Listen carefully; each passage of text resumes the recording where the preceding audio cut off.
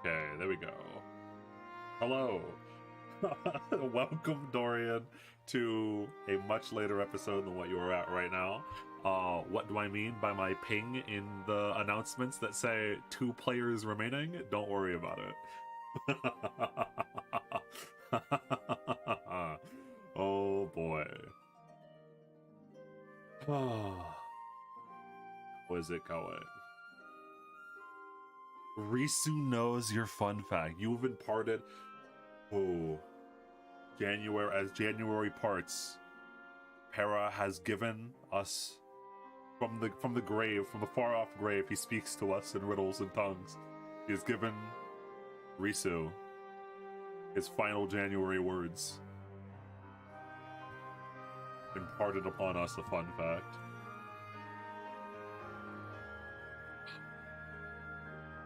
All right. Our clumsy, lovely clumsy klutz that we should appreciate more. Are you telling me Yamato went Roblox oof?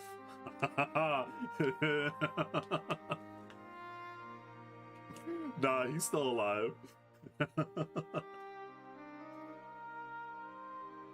All right. So, I mean, yeah, so as Don Levy said, he's not dead.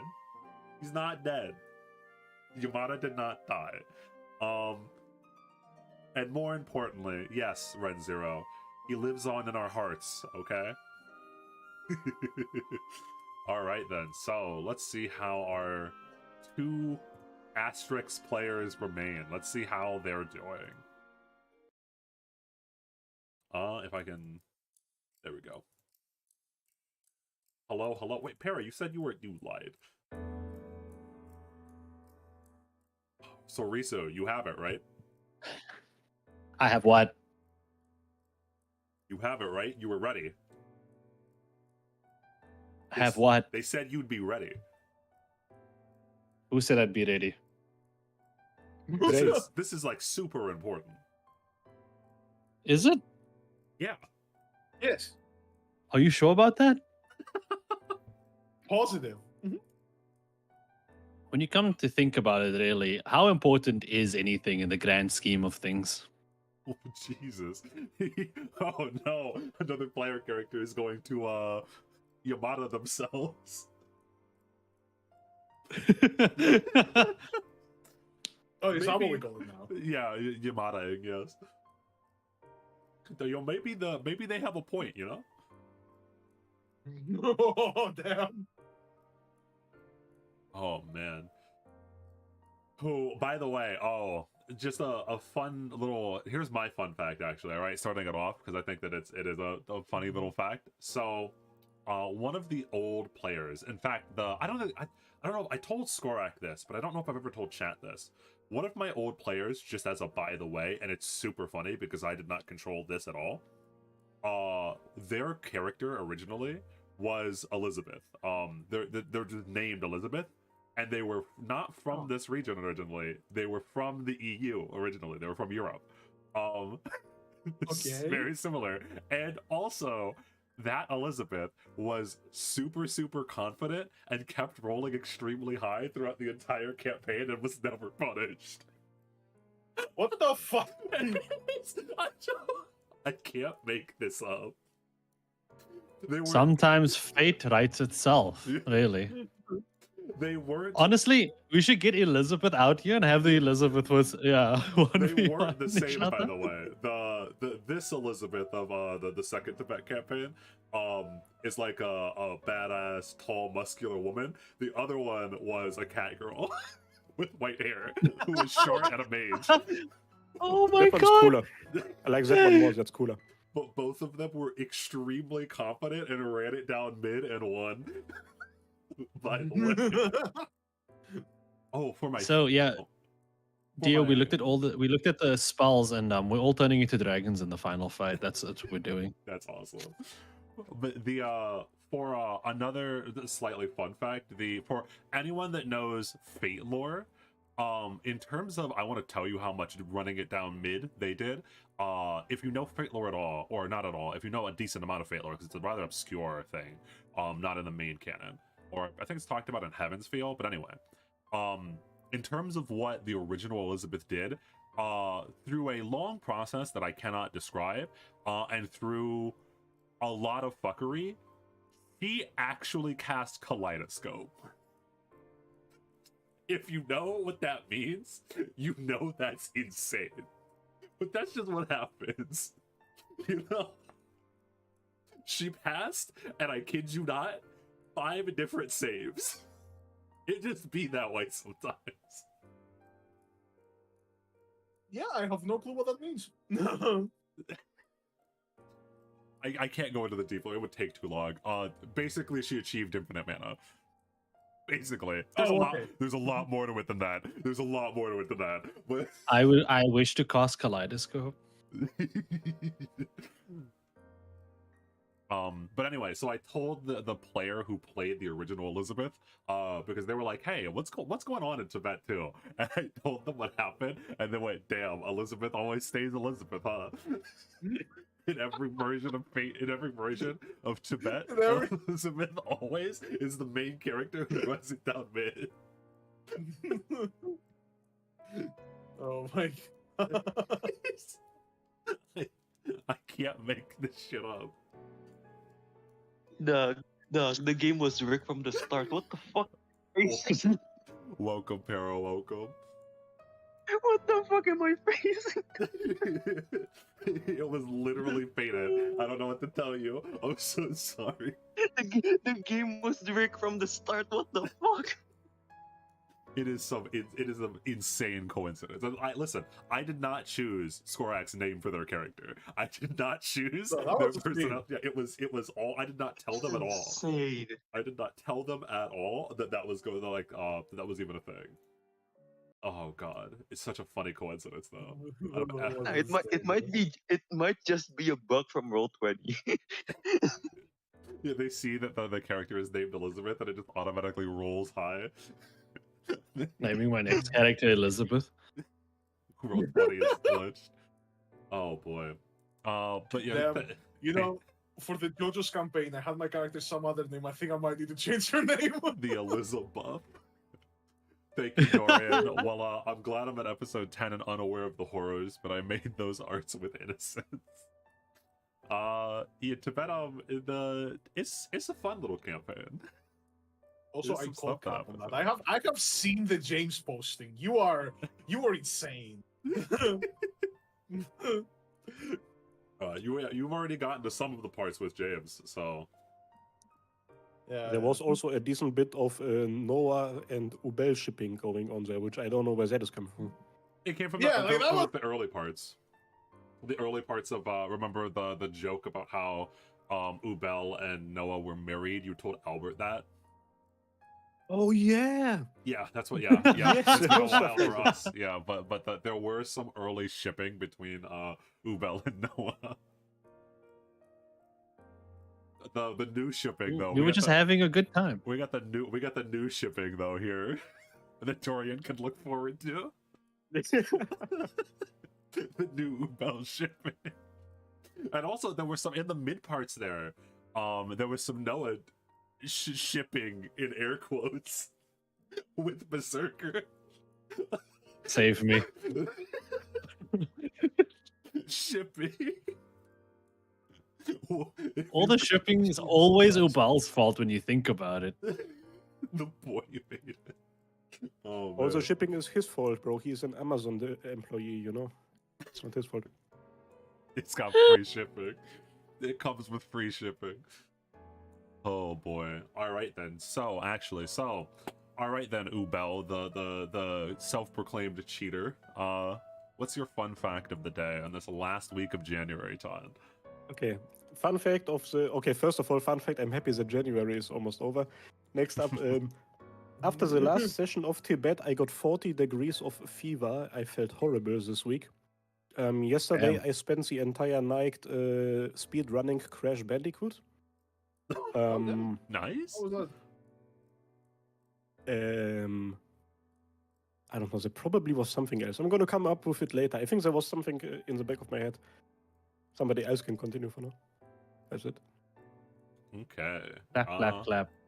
And we have we'll go with the other player who is still currently alive and conscious. So how are you doing, Polar Risu? What's your fun fact of the day? My fun fact of the day is that I also got sick this week, and I Oh am on my a lot of medication. Oh my Hell god. yeah, today's gonna be fun. Both of the players that are still up and running are sick as hell today. That's awesome. It's completely Bro. cool. Yeah. Fever medication does funny things to you, bro. The dreams that I had this week were insane. In one of those, I even had a girlfriend. Like, it does crazy stuff to you. Yeah. I've been having another side note. I've been having like really long, detailed dreams consistently. It's actually kind of exhausting. I won't lie. Every single You, day. you go to sleep, you're like, Yeah. I would like to like not experience anything right now, and then you have a whole subplot, and you get up like, Yes. damn. Bro, I've lived I feel like it's been like for the last 4 days in a row. I feel like I've lived entire lifetimes this whole entire week because every time Oh damn! I go to I just looked at bed, a spell that does that. every time I go to bed, I go through some crazy shit. Yeah. And I I've had wake this week, bro. Like, the girlfriend dream specifically, it was like, oh, come meet my parents. And then her dad ended up being like this former Middle Eastern war criminal or something. And then he was like, come, you're gonna go do grocery shopping with me. And then we were at the store, and I was so scared. And I called my own dad in my dream and stuff. And then we went and had like, we went to the aisle that had like pastry stuff, and I saw like fucking baguettes that had cheese in them. And then I was like, this doesn't make sense. Why would a supermarket chain similar to Walmart sell this kind of product? But then it's like, it's kind of just to fill out the entire market so that people who would go to a bakery would go to this place instead and buy other things. And then I had this weird economic discussion in my head inside of the dream. And then I woke up and I was happy that the war criminal wasn't there anymore. that's like some rather normal dreams. My dreams are like I'm Doctor Doom in the dream. Except so I'm Doctor Doom, but Jean Grey is going Phoenix Force and blowing up the universe. And me as Doctor Doom realizes this, that she's going to blow up the universe, and I go, I'm Doctor Doom. I'm not a good guy, but I need to save the universe because I'm the only one that gets to blow up the universe. And so I reset time consistently and try to convince the heroes of Marvel that they need to kill Jean Grey because I can't. Because she's So you've been playing too much Marvel Rivals, basically. I have, correct. Yeah, that's what it sounds like. Jean Grey and Doctor Doom aren't even in Marvel Rival. But I remember having this long debate with Spider-Man as we're fighting and blowing up the city, where Spider-Man's like, bro, you're literally the villain. We're not gonna trust you. And I'm like, bro, just let me kill Jean Grey. Please, I just need to kill Jean Grey. You don't get it, please. Spider-Man! You don't get it, Spider-Man.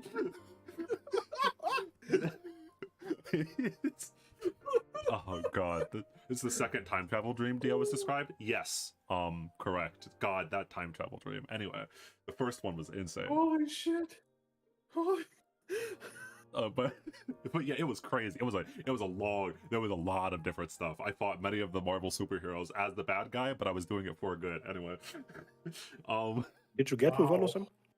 No. I was Doctor Doom. I don't know. Doctor Doom doesn't have relationships. Don't do that. Again, the only reason he was trying to save the world was because he didn't think that it was fair that someone else got to destroy it. He had to be the one to do it.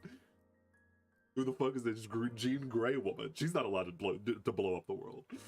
Anyway, so Skorag, what's your fun fact of the day? From the ether realm where you are. Yeah, well, yeah, true. What is my fun fact of the day? Am I even real right now?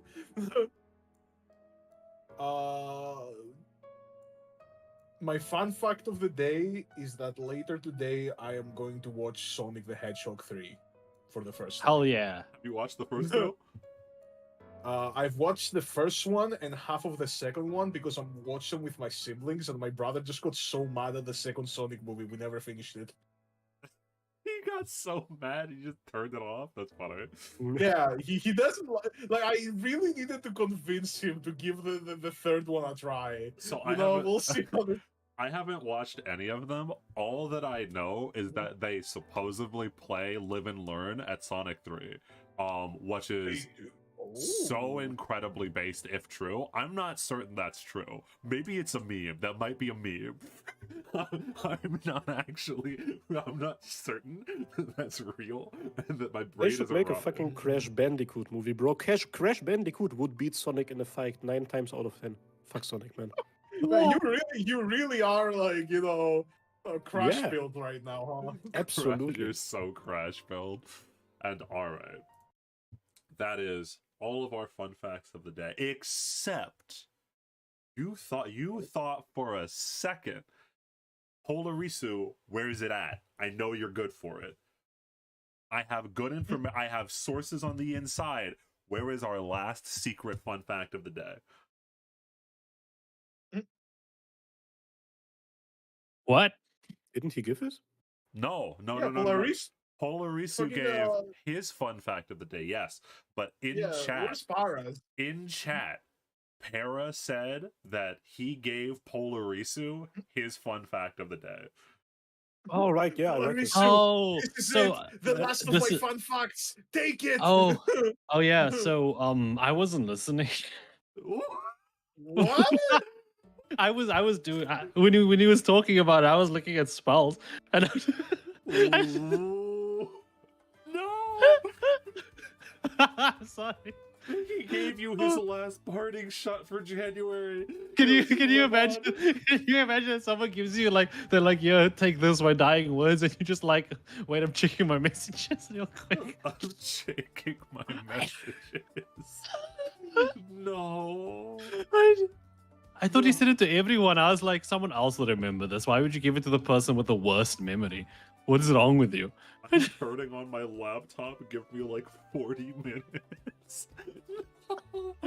No. His final wish.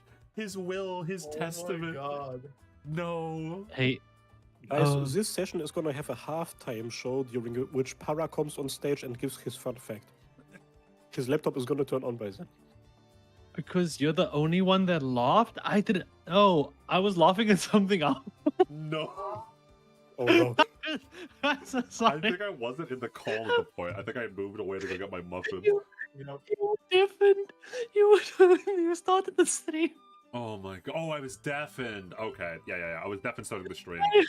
Oh my god. I'm so sorry. It's good lord. Para literally on the other side of the afterlife knocking. Everyone like, please. Here is like the interstellar. No. I could really imagine Para if he was watching, like really watching Para, like banging on the window of like the plane of the afterlife. Don't revive Elizabeth. No.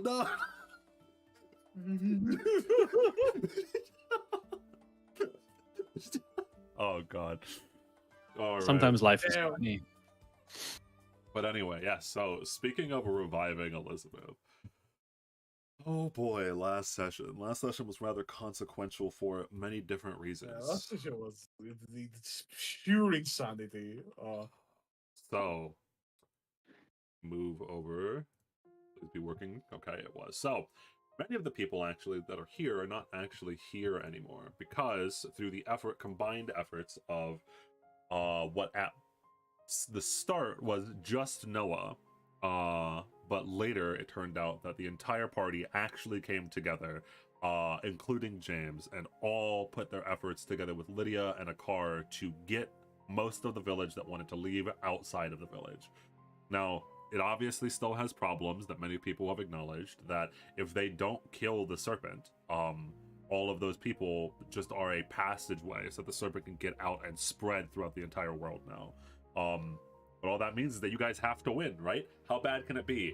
Well, Laptop still hasn't loaded yet. Para! But wait, even if it's not loaded, you can still give your fun fact of the day.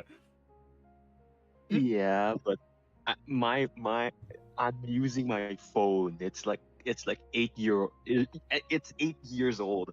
I can tell you're because of the voice quality, but we can Yeah, still so hear just- you. Well, so actually, it's your Just RP. It's somebody RP pretend talking. to be me and then say it. Just somebody pretend to be me. Okay, Yeah, that where was are you- Farah. That was Farah's fucking. Oh, did you pig it in the? Hold on. Here, I got you.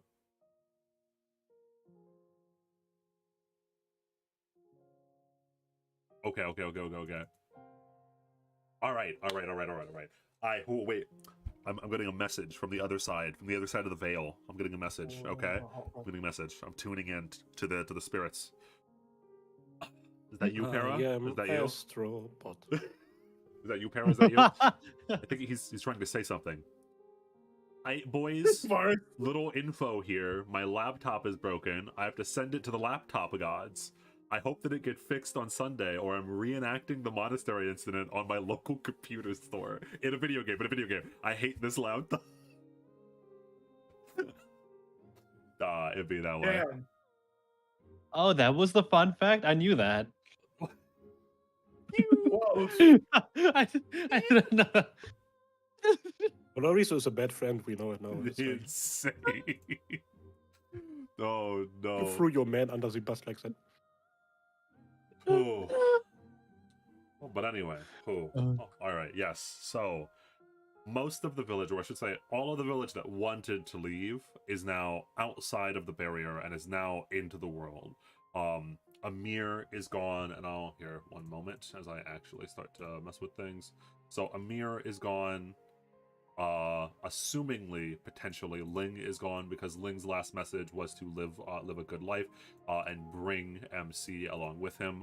Lancer used up the last of his energy as he was informed by Caster how to, and resonated using up the last of his energy to allow them and ensure that they got out safely. Allegedly, Assassin is gone. No one saw him leave, but he said that he was going to leave, although he's Assassin. You know, it is what it is. Really, a car is on death's door. Bernard stayed. Meaning that a lot of the people during the I shouldn't say a lot, but like a decent amount of the people that you've grown to know of the campaign have now left the campaign, which honestly probably for the best for them. Out of everything that could have gone, I think that they got the real happy ending, so long as the party can actually hold it together and not die. Speaking of doing something like fighting against the magical blizzard, took a lot of mana from a lot of people.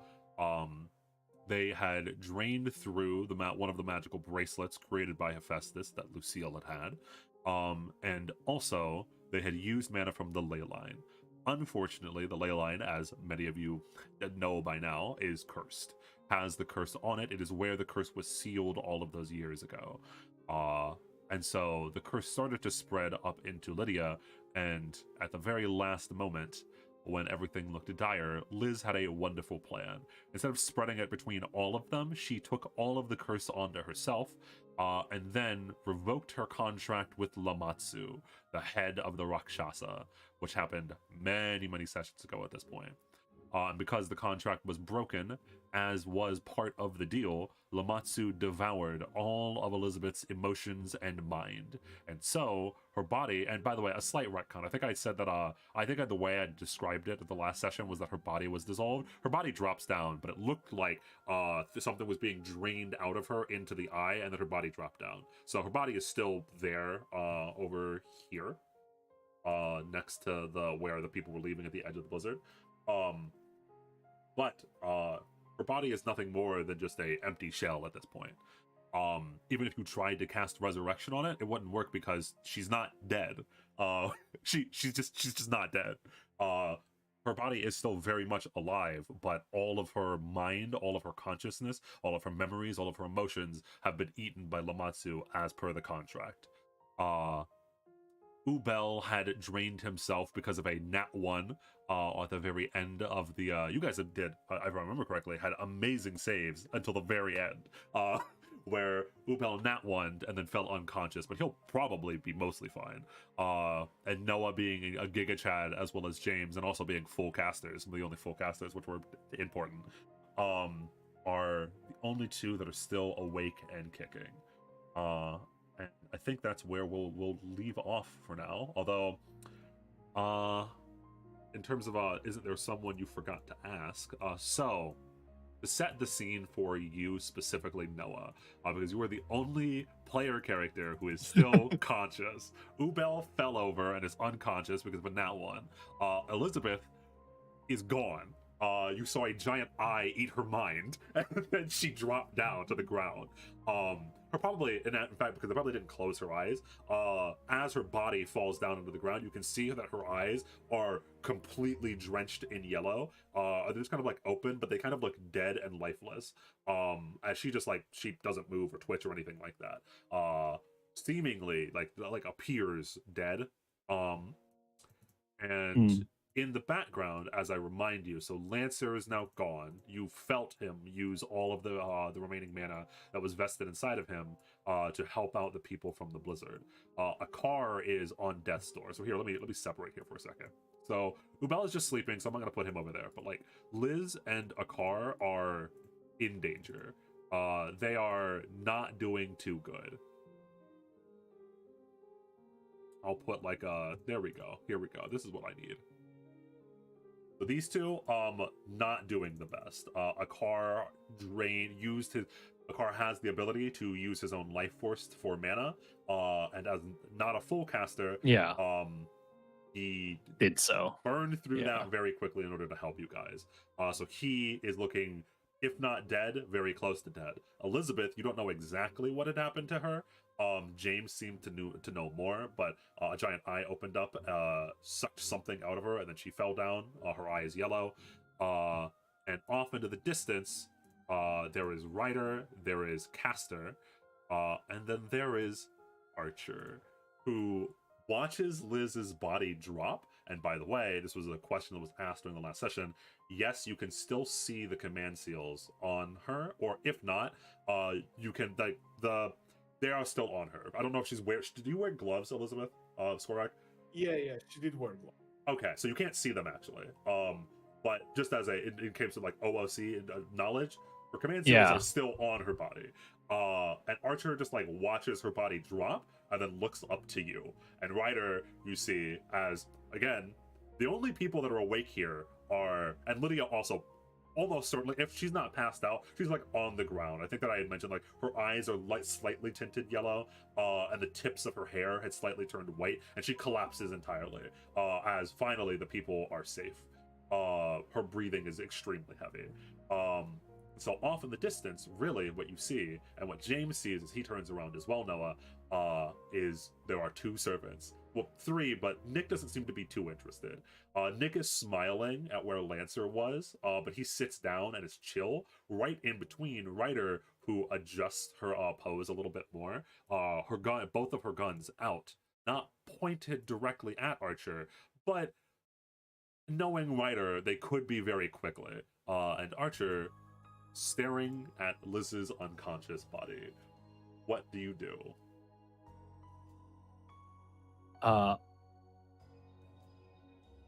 I think first Noah tries to stand up, but he's hella tired, so he just drops down to like one knee and looks over to James. She. Fuck. Damn it. Why does every one of my family do this? A never-ending cycle of self-sacrifice. Like, he's obviously exhausted as well, breathing almost as heavily as you. Not as heavily, because he only got there halfway through, but you've been through the ringer. In fact, even if you did have, I will say, because of how drained of mana you probably are, you do not have any active spell slots. You only have cantrips at this point. I threw those away a long time ago. Don't worry about it. Okay, yeah, okay. I accepted that long. Yeah. But she doesn't look, and he looks over to Archer. She doesn't look dead. No, I don't think that she is. I've seen something like it before. James says, still trying to catch his breath. Again, you had fallen down to one knee. Lydia is borderline unconscious at this point. And James slowly looks over towards Elizabeth and then over towards Archer very briefly. The Rakshasa. They're beings that devour emotions and minds. I think her plan. And James looks down and he flinches, like he's almost in pain, looking at her body. I think she had one of the Rakshasa devour her mind. Because the curse is a being of thought, it's trapped inside of her body now. An empty shell.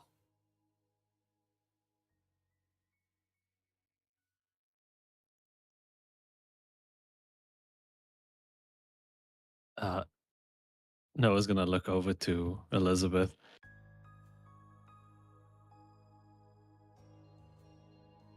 And then he's gonna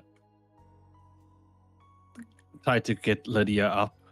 But like he can barely stand, so it's a struggle as a whole.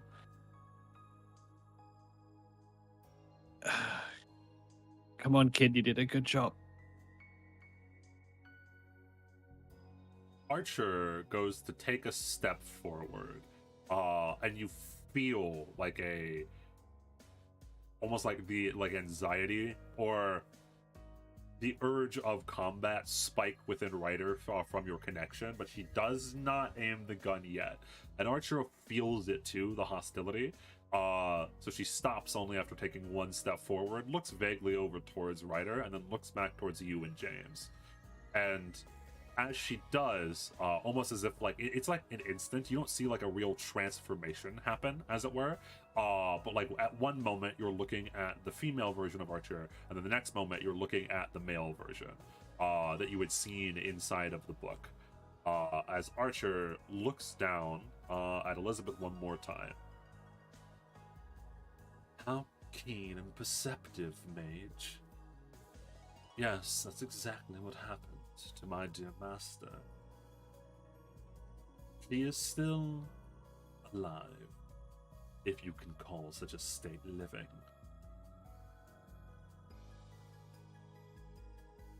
Well, that's good news. James, he finally he stands up straight, cracks his back by leaning back a little bit, and then looks down towards Noah and helps both of you up, and kind of like a three-man, because like you're trying to help up Lydia, he's trying to help up you, who is helping up Lydia. You'll all get there eventually. And Ubal, where's Ubal, buddy? Ubel is just in the snow, so is a car. Oh boy. Oh, dude, who's around left? Nobody to pick them up. Yeah, no, not really. There really isn't. Although no, because that's what they're going to do. Yeah. So yeah, I think we're just gonna try to get as far away from the blizzard's wall as we can. Step one, get Lydia out. Yeah, so it's a slow process because of how exhausted you are, but you know that if you fall asleep here and rest, the lives of your friends could be potentially in danger. And eventually, Nick, seeing the stalemate that Archer and Ryder are in, finally stands up and then slowly walks over. Where is Liz's dad? The last time that Liz's dad was seen, he was next to the villagers. But as to where he is now, that's a good question. But so the man who had given Lancer advice, and you do know this because the Lancer had told you as much, right over towards him, slowly stands up. And Ryder, who is keeping her eyes on Archer, does not move, as slowly but surely Nicolo walks over towards you and helps you out, like moving the bodies away from the blizzard, into like a small, like huddling up together as much as you can, vaguely over towards where the rest of the caravans are.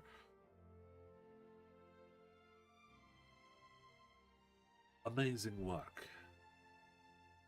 Nick says, looking like nodding towards James and you.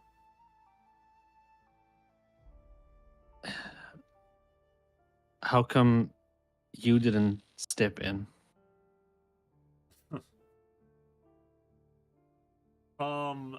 He scoffs a little bit as he looks down at you, but then when he realizes your question is genuine, he pauses.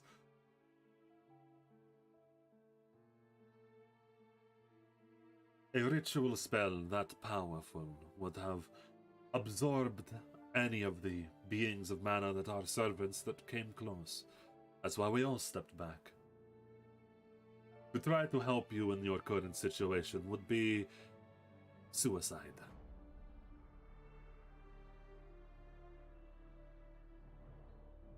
I'm assuming you told him that and it didn't change his mind. Absolutely. After all. And he looks back towards Archer and Ryder and then smiles down to you. He was the only one that was even close to a hero that was summoned in this Grail War.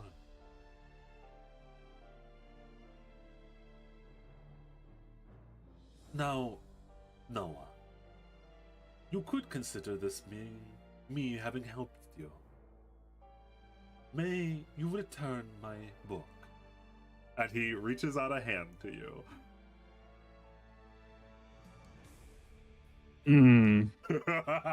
Archer is staring at Elizabeth, which we'll get to, because you have not been able to move her body yet, because Archer again is staring at Elizabeth's body. Yeah, Archer and Ryder at a stalemate. Those two are at a stalemate. Archer's still there, and the caster is asking you to have his book back. All right, Noah. No, the ancient spells and wisdom.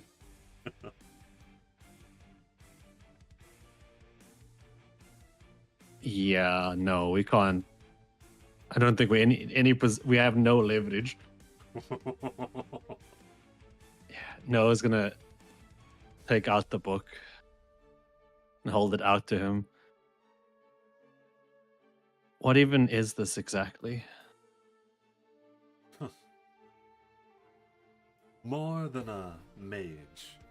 During my life, I was... Oh yeah, by the way, yeah, Albert has the book. This is a side note.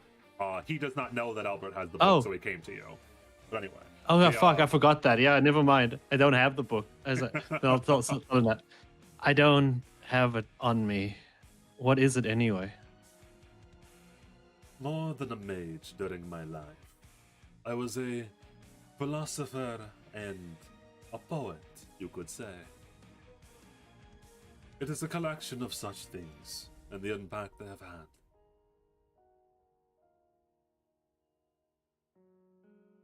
If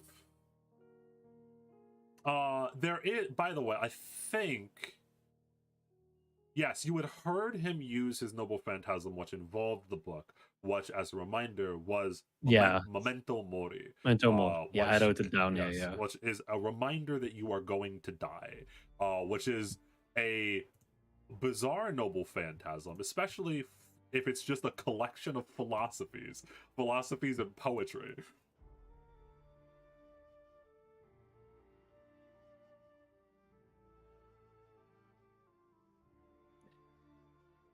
Don't worry, it's safe. I'll get it to you once we've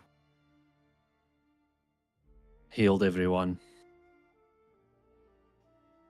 Roll perception. Oh. Hell yeah, I just got an upgrade in this.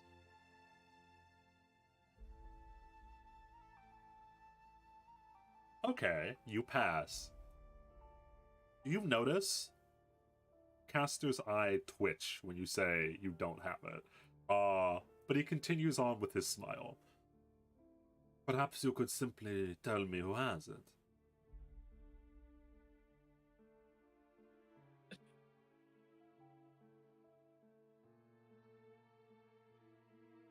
I need to go talk to them anyway.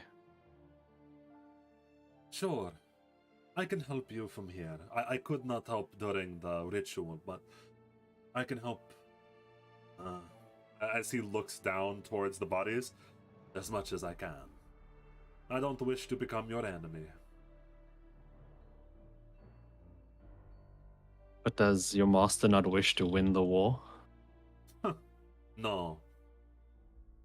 I choose which master I serve, and I serve Master Arya. And Arya has no wish for the Grail.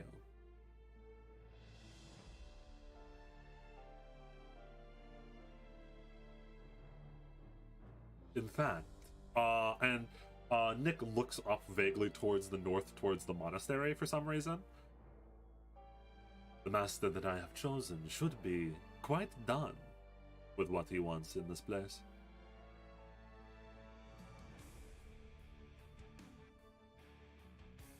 That's good and all, but I'm pretty sure this war can't be over until your master is out, the actual one. I'm not even gonna make you roll because there is he can't hide it this time. There is like genuine distaste when you say your actual master. Like you've said something, and just a side note, Nick has been, as you can probably now start to tell, very keen on hiding his real emotions, but he cannot hide at all his genuine actual distaste when you say your actual master. My actual master is Raul Arya. The Grail will not decide who I serve. I will. And if you are referring to the person that held my command seals, you no need to worry. She is dead. I'd like to roll insight on that. Sure. Oh, it's just perception, isn't It's it? perception or society. Oh, whichever yeah. one easy. So he's lying.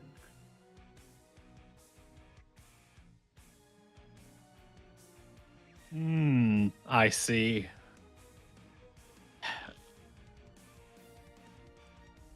Well, let's get everyone to Albert so that he can heal them. All right, yes. And so you all lead, whatchamacallit, the unconscious bodies back into where the carriages are and whatnot. Immediately as you do, play this again. Or actually, no. Here, we'll just go back to good old bad times. I love Frostpunk. Immediately as you guys get back, as you're carrying the bodies and whatnot, for one, Albert goes, like you see him, he's right up there. He had needed to stay back to help the people of the carriages, the ones that had stayed. And you see that he goes to walk forward towards you guys as you guys are approaching, but out of nowhere, Olivia, the merchant, and I don't know if you knew too much about her relationship to Lydia, but she runs up, gun on her, slung around her back, and runs over to Lydia immediately and takes her from you. Thank you, I will handle things from here.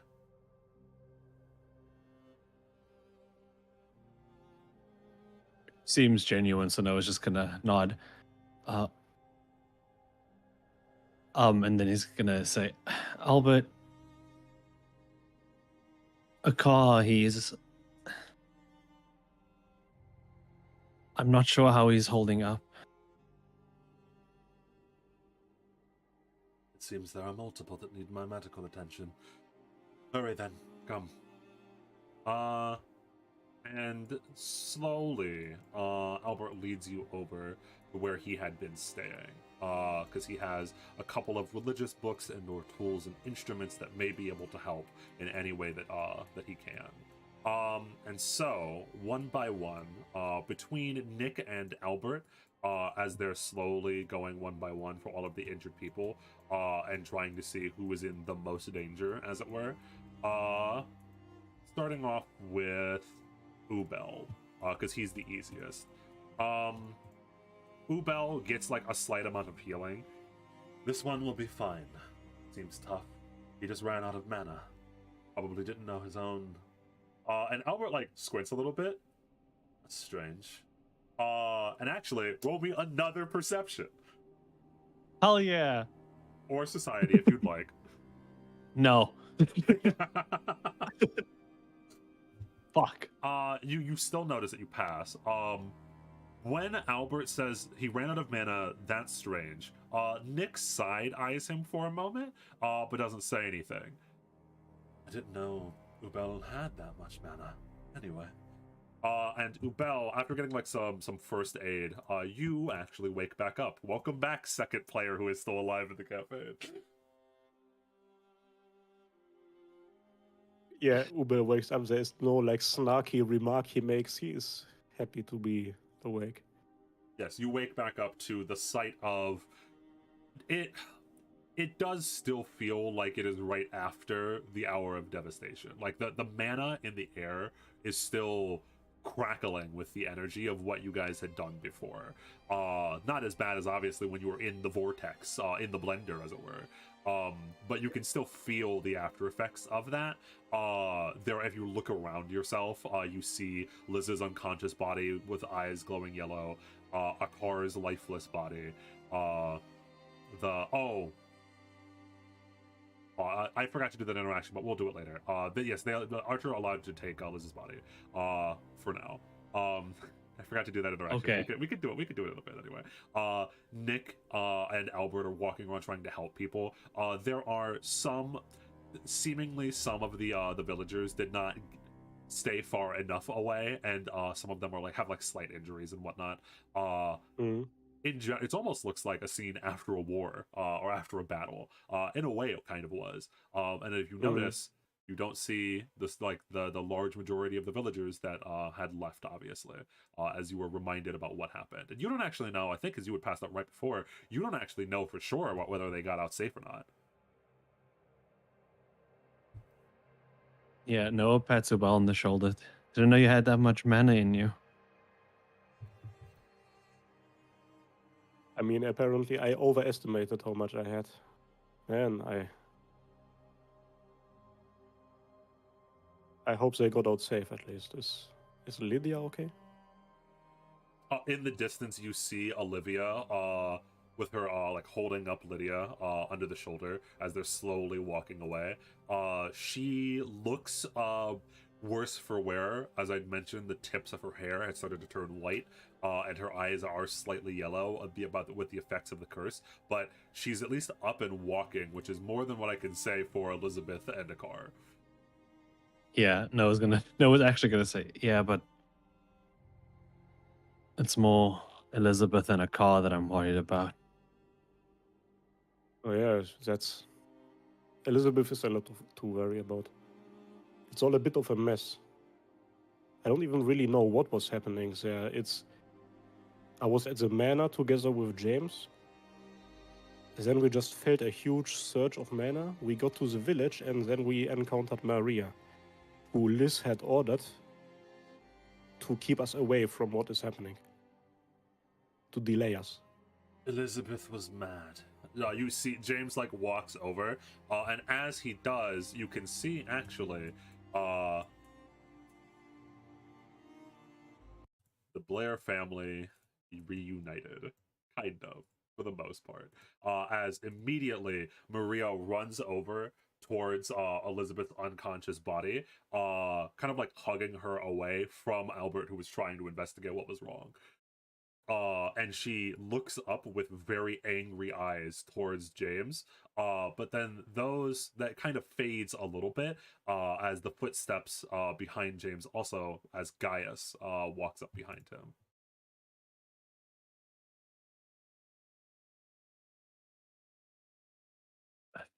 She was angry that none of you had listened to her.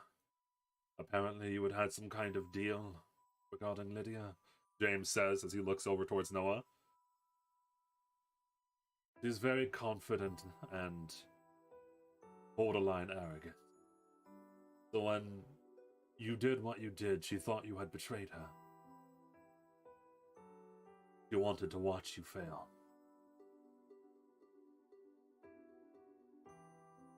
I say In a way, I kind of did. James walks over to you and pats you on the back a couple of times. You did not fail. And the reason I'm telling you all of this is I also want you to know that I easily changed her mind.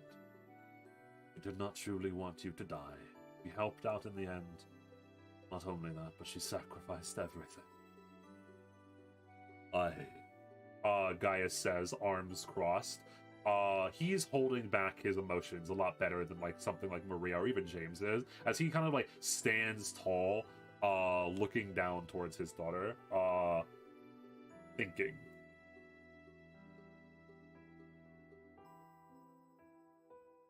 You didn't even tell me that you were here. Gaius says, in a kind of like quiet tone, looking over towards James, and James just shakes his head. We'll talk about that later. But now, I want to find out a way how to save her. She's in a very similar situation to what you were, Father.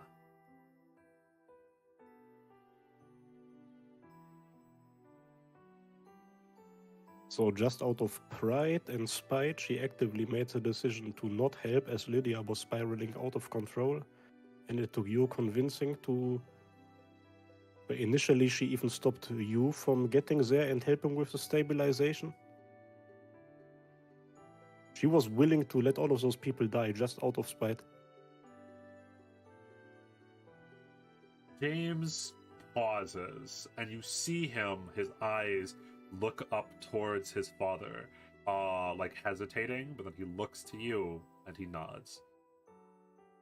And let's add a little bit more into the conversation. She made a pact with the Rakshasa. Those are the creatures which literally robbed her little sister of a bit of her entire existence, ate away a part of her personality and emotions, and she did that and told nobody about it. What do all of these things say about her as a person?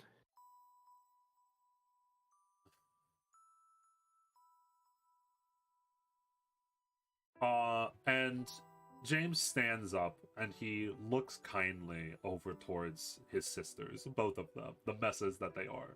One of which was trying to kill him and succeeded multiple times, and the other one doing all of the things that you had just said. He stands in front of his father, back towards him, and he says, his eyes looking towards you now. Yes, he's arrogant, deceitful.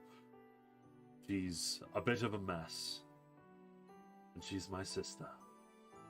And you can tell that Gaius is conflicted in this, hearing James say all of these negative things about Elizabeth. And at the very end, he says, she is my sister.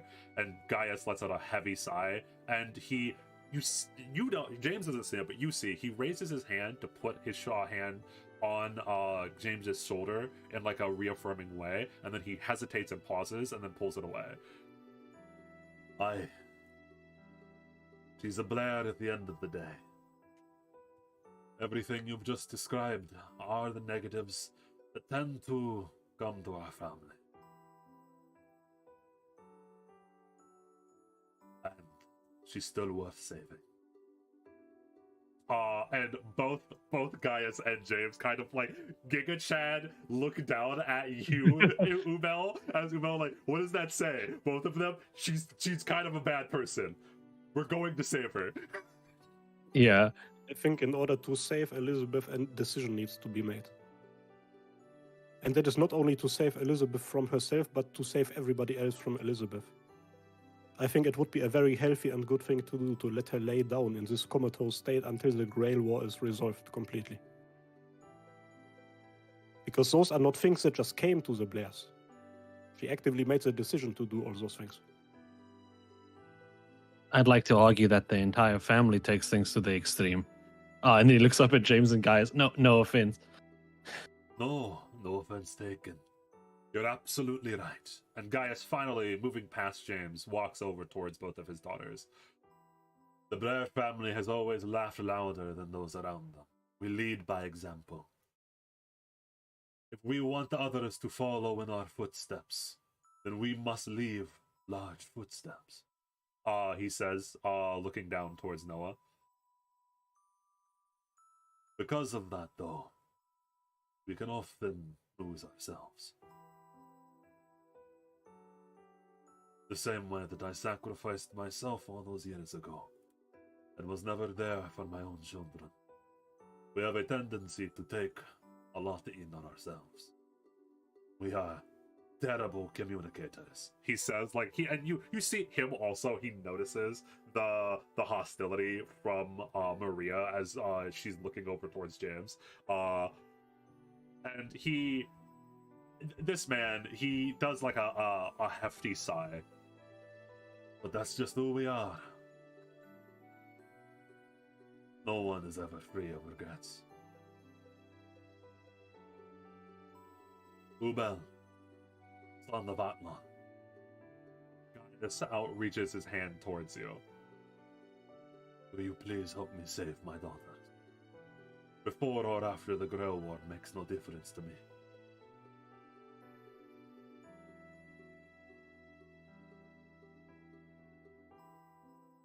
Ubel hesitates for a long time.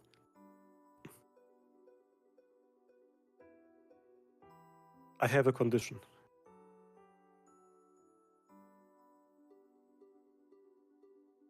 Gaius that would be firmly that- nods.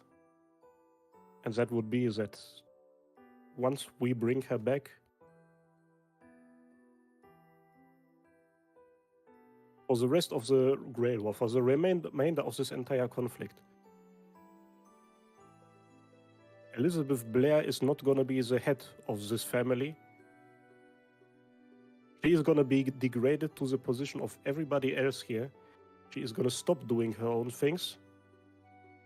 She is going to reveal every single potential ally she has made, even if it is monsters living in the forest.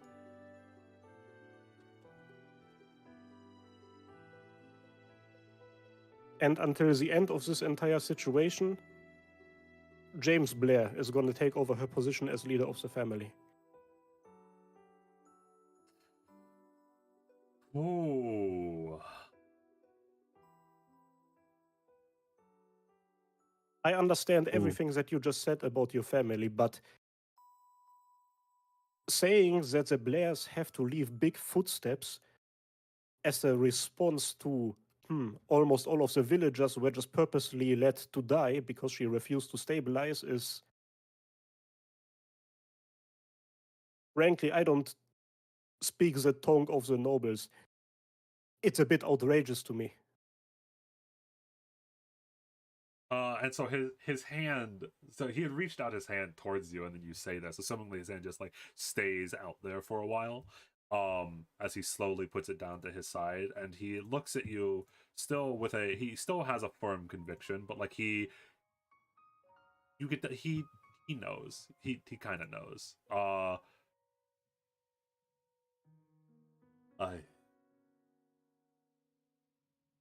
And he looks around towards the state of the village, how more than half of it had decided to leave even after they had taught, even both Elizabeth and Gaius had tried to get them to stay. He doesn't fully understand the ramifications of everything that's been happening here, but then he looks at you again. I'm asking less as the head of the Blair family, or prior head, and more as a father. I don't know the full extent of what my family has done here, but I know that we have hurted this place. And no prideful metaphors can wash that away.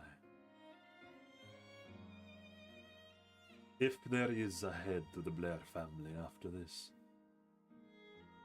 I will reconsider something. Allow us at the very least to have a talk about it between us. And like when he says between us, he looks over between James and Elizabeth.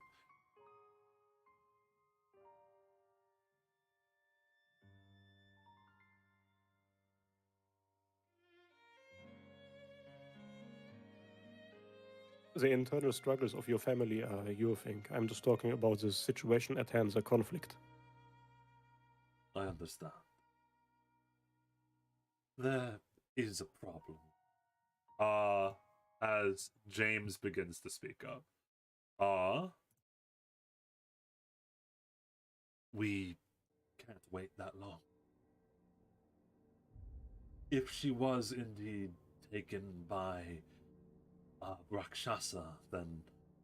And James looks over towards Maria, then looks back towards you, Bell. The Rakshasa do not simply hold memories and thoughts inside of their bodies. They feast on them. If we wait until after the Grey War is over, there will be nothing left of Elizabeth to save.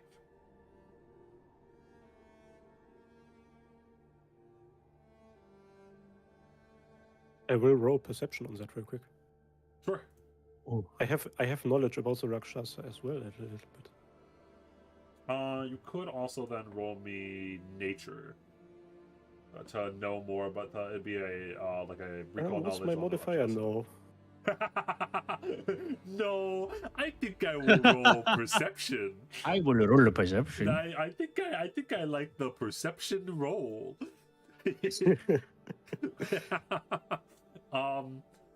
So, and at the very least, heavily appears like James is telling the truth, which is probably a bitter pill to swallow. Not really a bitter pill to swallow, but like there was this in the back of his head. There was like, is he just saying that, or is it actually the case? Yes, it seems like that is actually the case.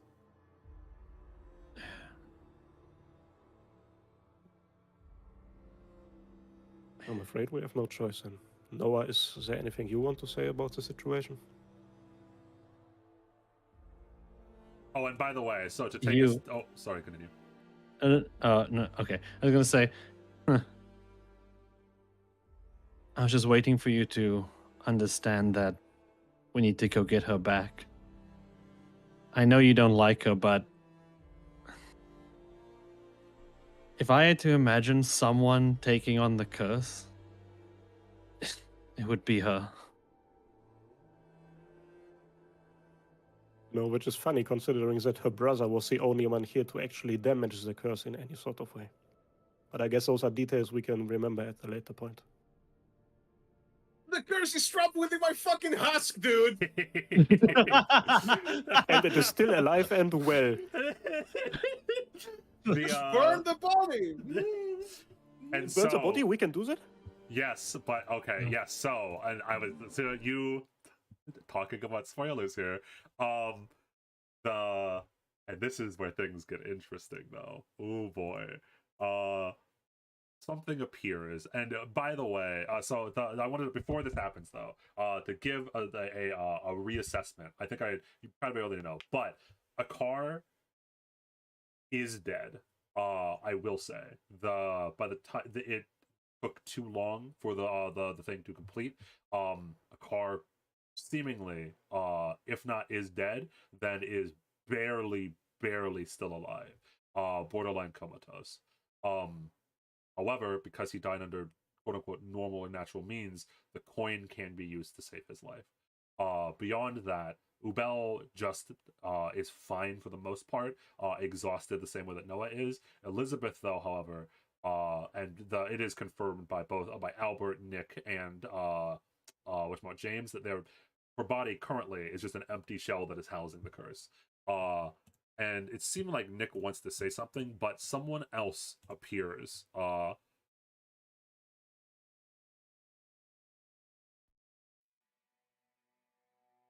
I suggest we kill her.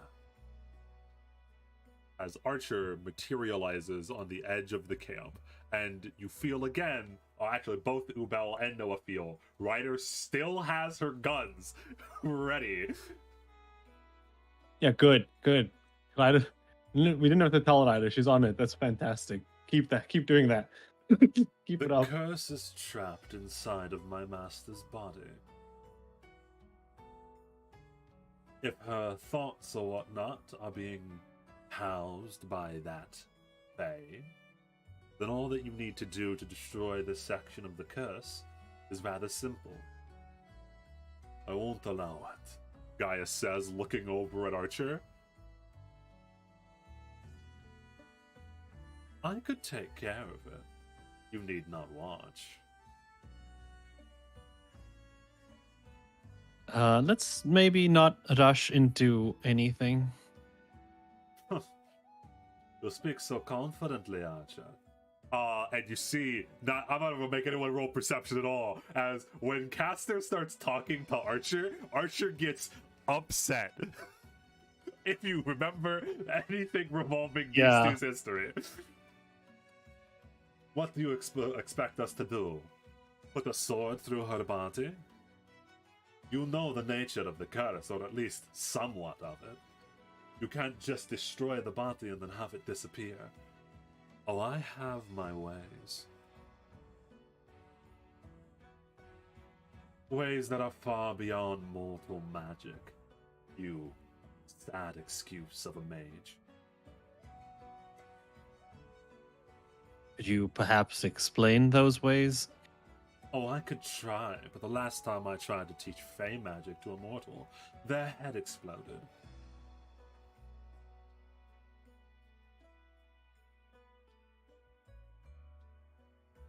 Well, not teach it, just explain it. I plan to use Fey magic to dispose of the body. Are you happy with my explanation? Absolutely But not. then what would happen to you? I'll be fine. Do you think the curse could handle me? I'm more concerned about you not being tied down to anybody. Yes, and so there's a thought that spreads to everyone right now. Just as a by the way, Archer doesn't have a master right now. Yeah.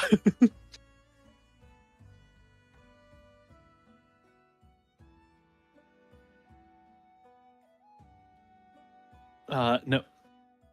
Noah's gonna go over to Liz's body, and just like look to I guess Gaius, before he even tries to touch it in any way, shape, or form, if I may. Gaius is on edge right now, but he nods. And Noah's just gonna check to see if she's if her command seals are still there. Yes. Okay, how much does she have? Fuck, I forget. She had one left, right? I think it was one. Yeah, I'd have to. Yeah, she says she has one. Yes, yeah. Okay. Oh boy. Because we can't. If we are going to dispose of this body by any chance, we can't leave it on there. We need to take it and give it to Newless. Is my thinking. But yeah. Cut off the arm. Yeah, but the arm is the curse. I don't fucking know how it was. When, by Because the way, Archer's gonna take it all. when, by the way, you check to see if she has command seals, again, because it's Archer, I'm not going to make you roll anything, but Ubel and Noah can both see that Archer is staring daggers when you're checking the command seals. Why would a Fae be so nervous?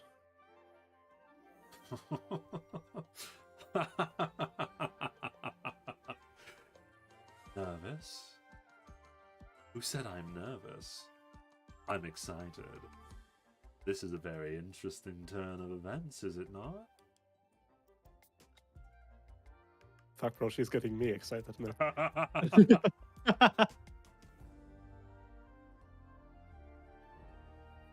Please, I'm tired. Could you not cause problems until like later? If you have no way to deal with her, she shrugs, throws up her arms. Then be my guest and have her. I was just simply presenting the idea that I could solve a problem for both of us. You know, it's frightening that you would so easily go against your master. I don't know what kind of relationship you two had, but... If anything, she was my apprentice. I do not have a master. I'm not a dog like the rest of these washed-up heroes. You do, by definition.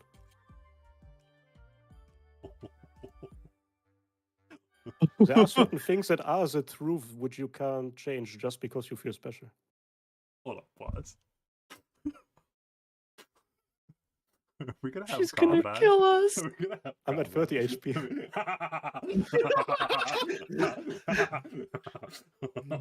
30 HP, no spell slots, a dream. Let's go.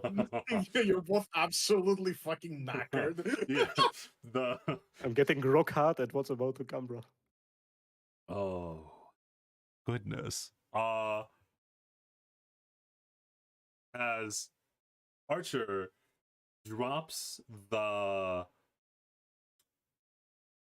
lot of the happiness and jovialness. How she like put up her arms and shrug, like, "Oh, it's not my problem." As you say, by definition, you do. You're owned. You're owned like a dog. You have a master. Archer looks over towards you. Ubel,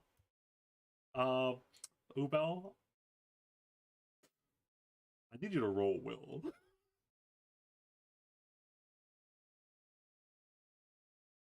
I'd like to help you, but my legs are spaghetti.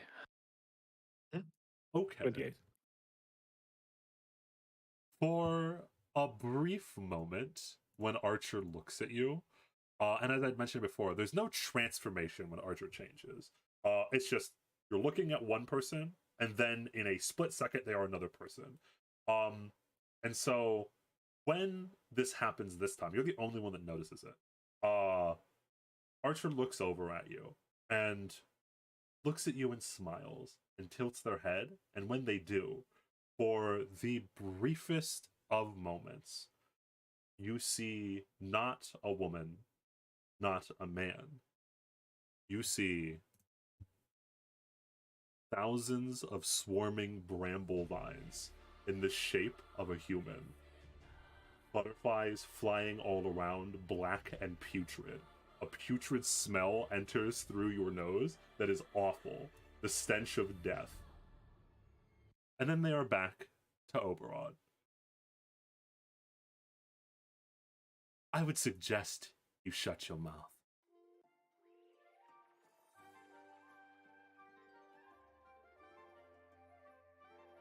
I don't know whether I have to roll deception, but even so, like Ubel is gonna be slightly frightened by that. He is gonna continue to smirk at her and not show any of that. Oh yeah, you passed your will save, so you're fine. Okay.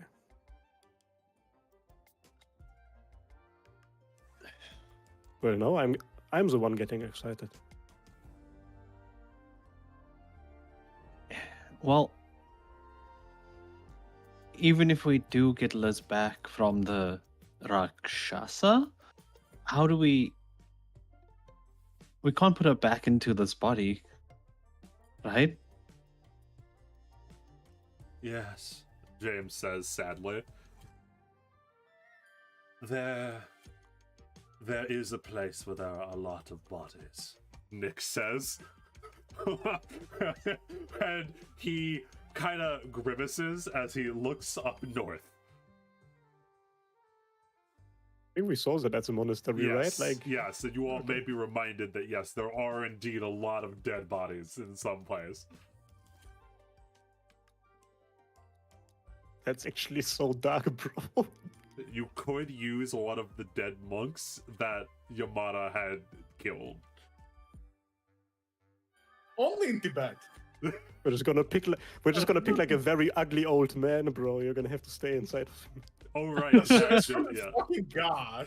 So I mean, thank God fucking at least my family will be there to make sure I don't get any, like, weird-ass fucking, like...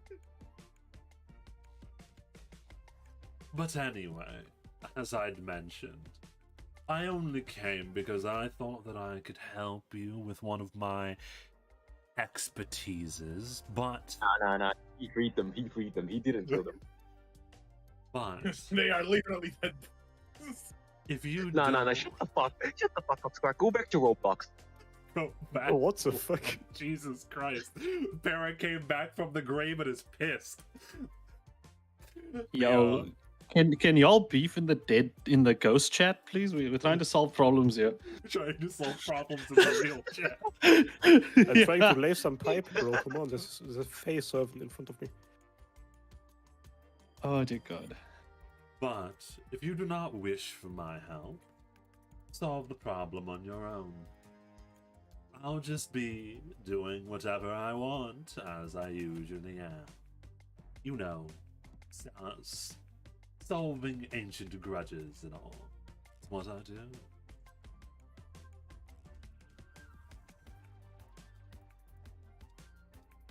I mean, couldn't you talk to the Rakshasa? You were there with her, right? Oh, I could.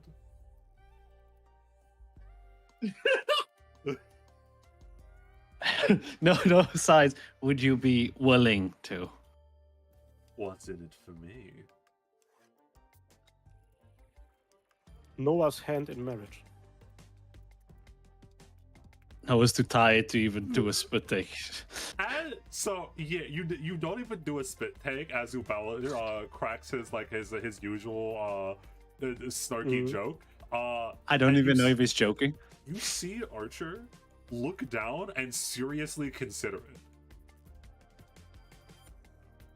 A tempting idea, but I won't throw away this opportunity for a joke. Noah's gonna look up in surprise. It's actually tempting. Of course it is. Imagine how funny that would be. That I help you after all of this, even though it's against my best interest, just because I wanted your hand in marriage? That would be peak comedy.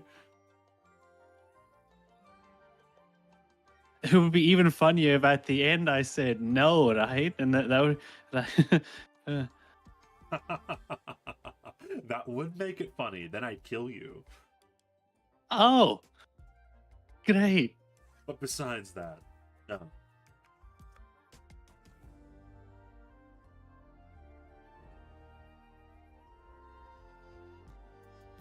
Is that the only offer you have for me?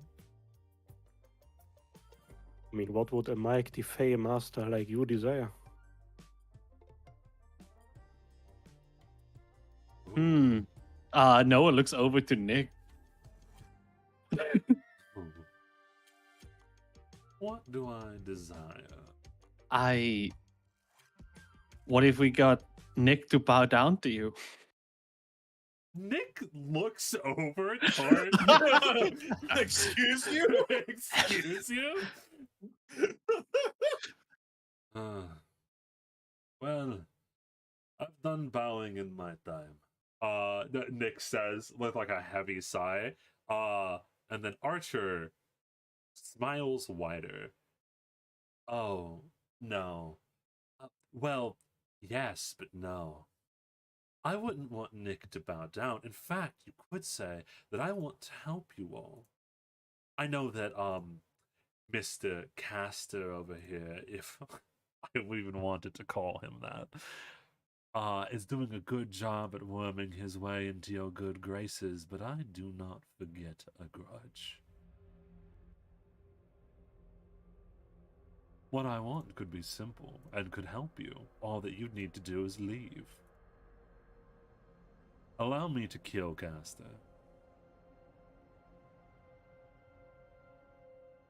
Hmm. Don't let her turn us against each other. She's just mad, Caster says.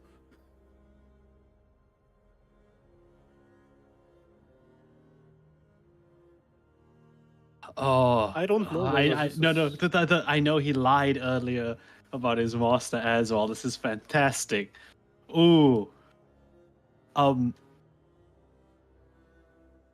is Everyone gonna. benefits. You all lose one of the servants you have to fight against in the Grail War, and I'll help you with Elizabeth. Isn't that a wonderful deal? Noah, I'd already said the master that I work for is about to leave. There is no reason to cause this conflict between us. So we don't even know whether she would actually be able to help with the Rakshasa.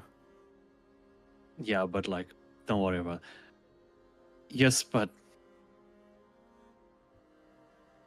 again, while I respect your whole choosing your master thing in this Grail War, what's important is that the one who holds your command seals. I'd already mentioned she's dead.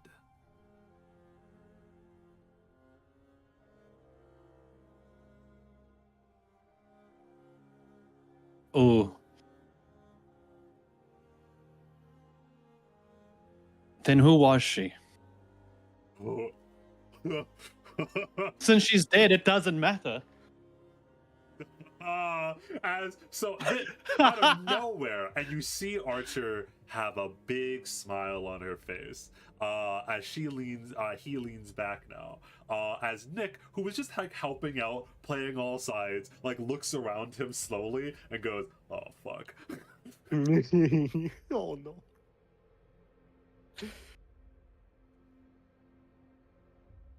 And he didn't get, by the way, he did not get his book back yet. I know. That's why.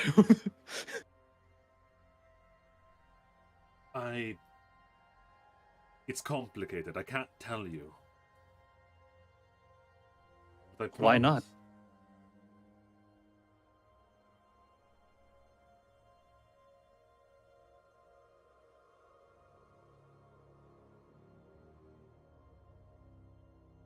Why not?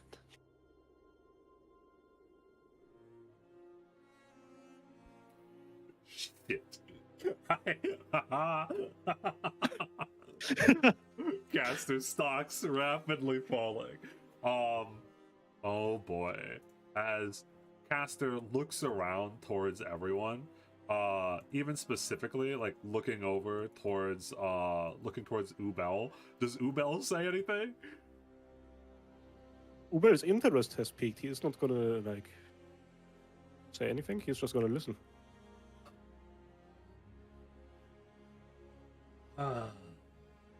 He would also like to know the answer, actually. Caster. Or sorry, not Caster. Archer, I promise you this. If we ever do come to blows, I'll make it so that you're trapped in a box for so long that you forget who you really even were. Oh, don't worry. Pathetic excuse for a mage. I barely remember who I am at all.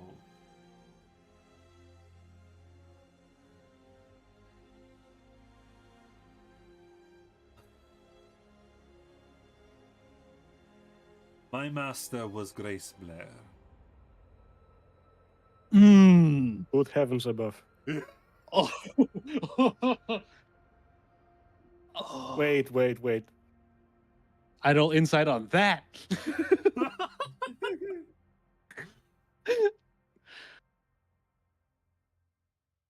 Dear Lord. Your master was...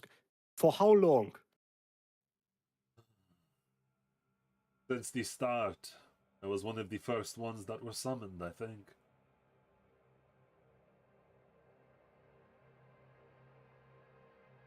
Ubel turns to the rest of the Blair people. Did anybody else here know They this? don't. They all look confused.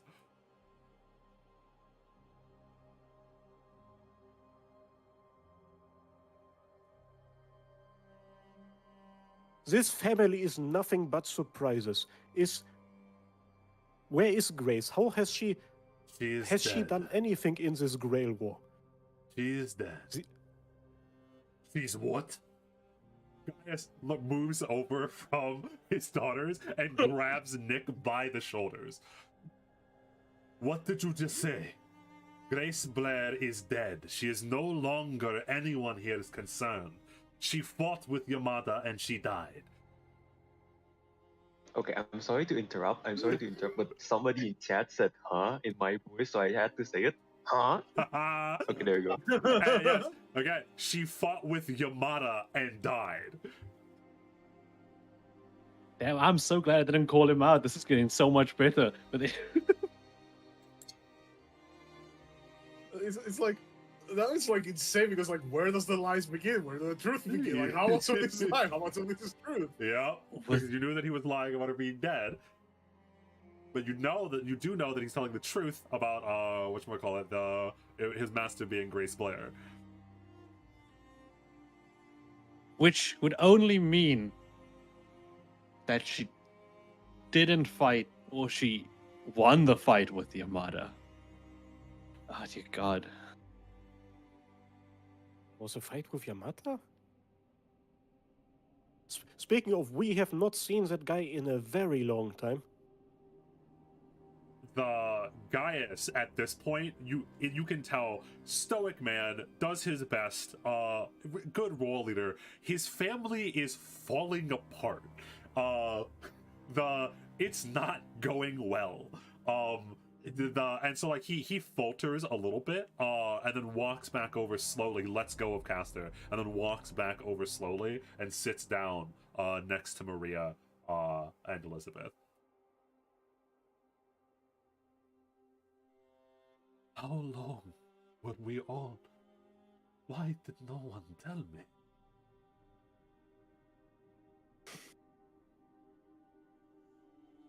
Now you understand what I meant by it's complicated. And besides, I did not choose her as my master. Master Arya is my master. He is the one that I choose to serve. What did Grace do in this war? How did she behave? Did she do anything? The only thing I remember is that when I was at the manor, she tried to physically get a hold of me and tell me something. I remember that, but that was many days ago. I don't know, and I don't care. I found her unworthy from the very beginning and I left. I blocked off some of the power of the command seals. However, the blasted things are more annoying than I thought.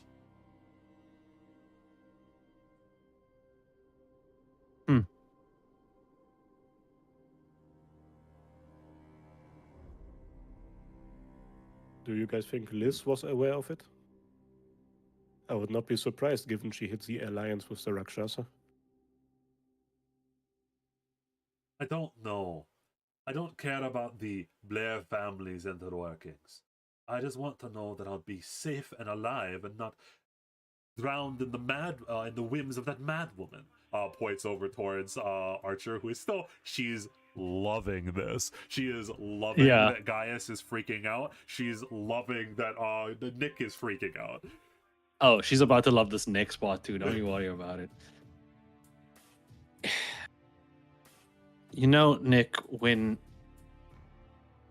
you start going so deep in your lies that it's easier to trust a Fae over you, you've gone too far. At what point have I lied?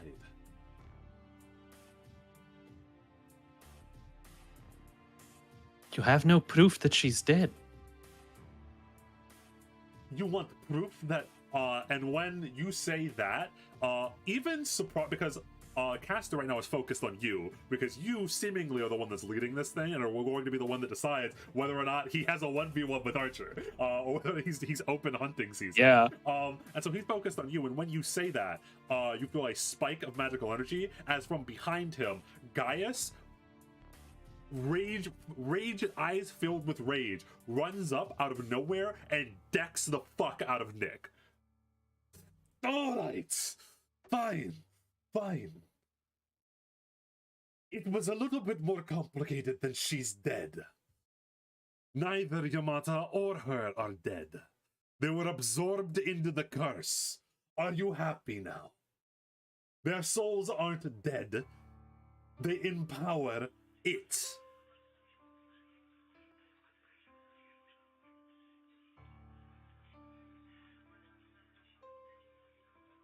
Ooh, that's good. James needed to hear that.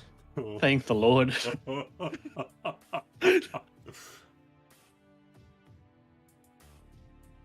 Are you happy? All of the cards on the table. Now take the command seals from Elizabeth's body and order that bitch to kill herself.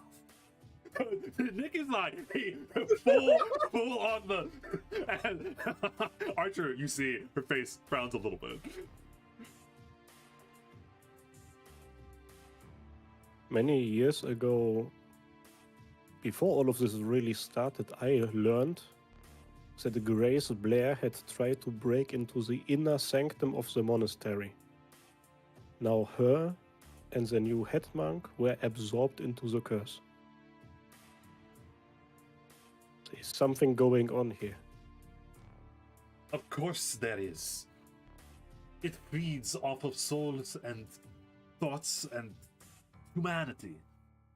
It's growing stronger with every single person that dies to it. I had no part in that, though. All I want is to serve the prince that I have chosen. Am I allowed to walk free? Do you at least know what her goals and intentions in this entire thing were? No, I do not serve her.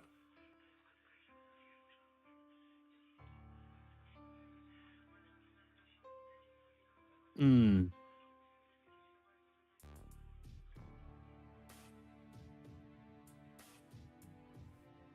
It'd be so funny to just say, Archer, get him.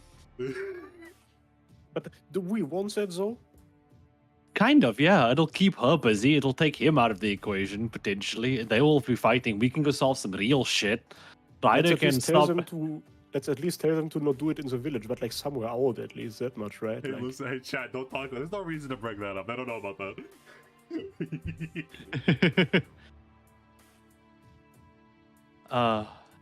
Okay.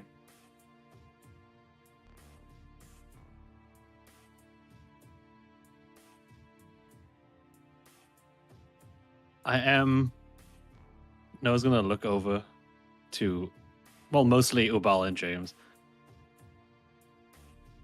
If this body is gone,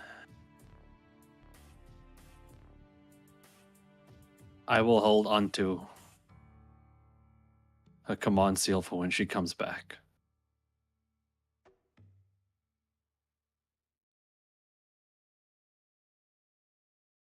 Do you order your dog off of me?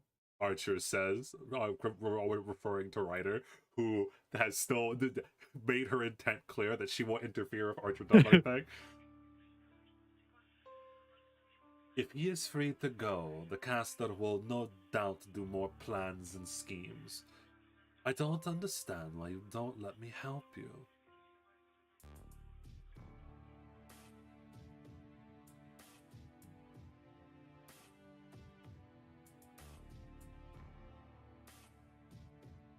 well, it's because you're not actually trying to help us.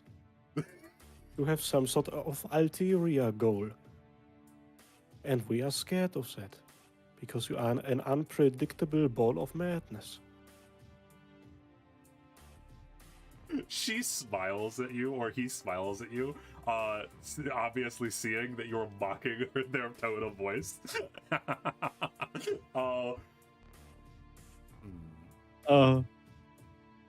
On that, I unfortunately can't help you very much. I am what I am. I am chaos incarnate.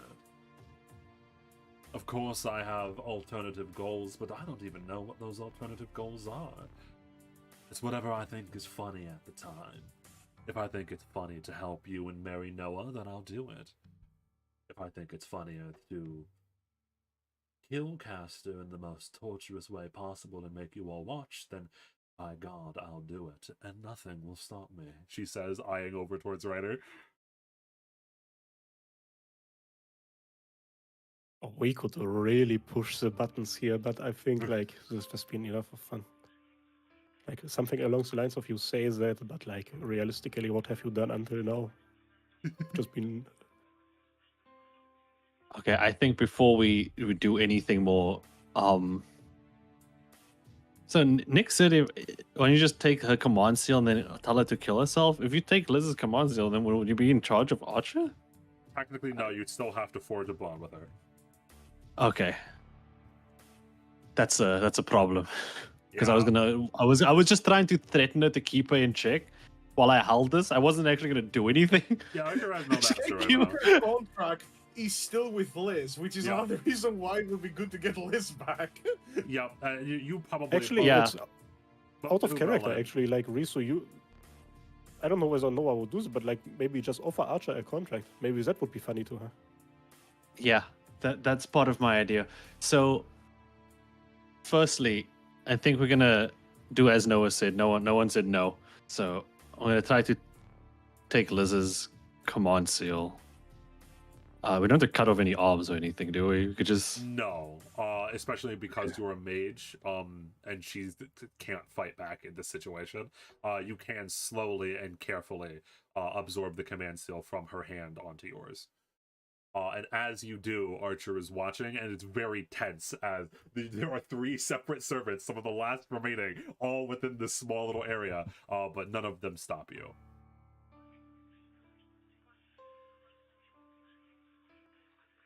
You now have Liz's command seal.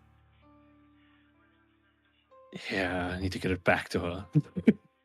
Because this thing is a problem. But, well, Archer,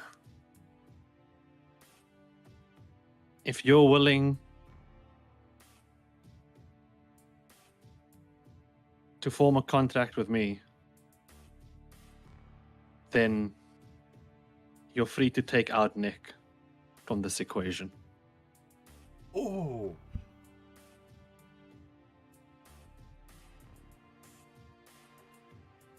Oh! Oh! Oh! Oh!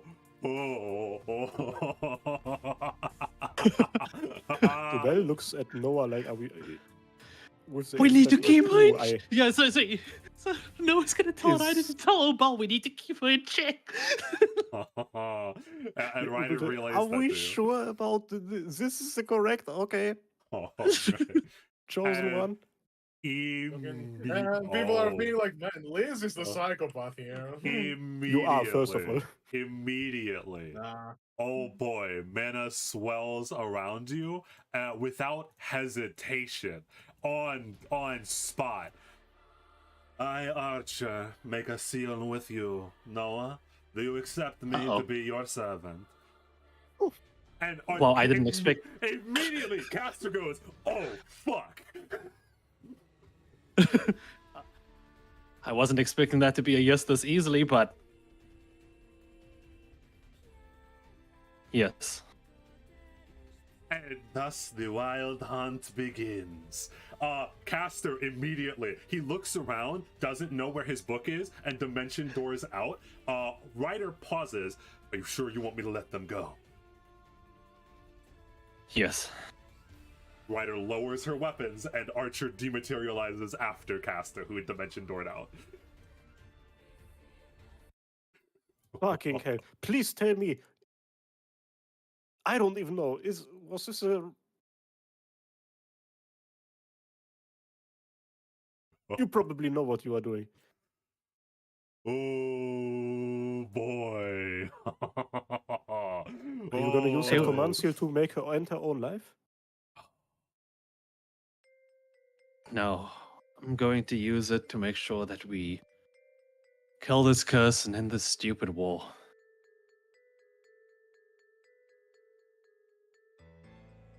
I just don't know if I can give it back to Liz immediately, if the contract passes over anymore, or... No. You'll have to rebind with Archer, but considering how chaotic she is, that's very possible. For right now, though, James says, sighing heavily, there's one more thing we have to deal with before we head out and try to save my sister. As James slowly walks over towards the dead and or dying body of a car.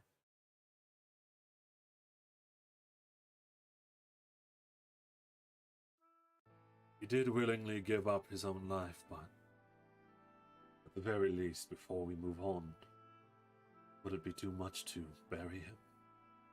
And specifically, James looks over towards Ubel, who he knew was close to a car to some extent.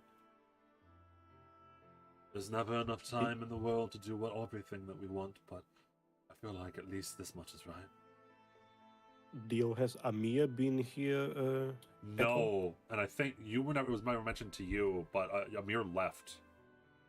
Oh, he why- was. Yes, Amir Yeah. was part of he led the villagers out. Oh no! I didn't even get to say goodbye to him. Correct. Yeah. When Okay, James suggests that Noah's gonna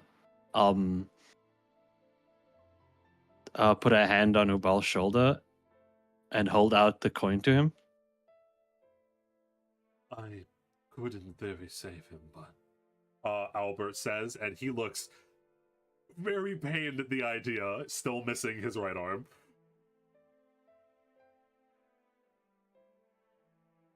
Well, I don't really know him too well, but I assume you two were really close, so Fuck me. Ryder Do told not- me Ryder told me to use this coin on when I felt it was important, and he's gonna hand it to Ubal. No, he is not. He's like gonna refuse to take it. First of all, that is not a responsibility I want to carry in my pockets, and honestly,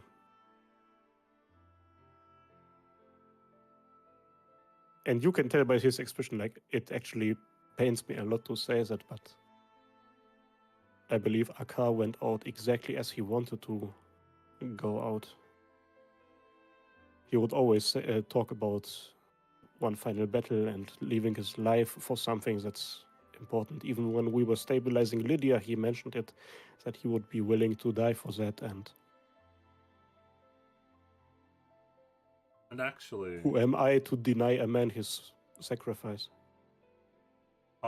seeing that you all are gathered around a car, a very shaky and unsteady Lydia has now walked back over towards you all and catches the tail end of that conversation and nods towards you, Ubel. I don't exactly know what you all are planning, but the car and I knew the risk, and we took it anyway. He knew that a warrior's path and a warrior's life would always lead to this, and he walked it anyway.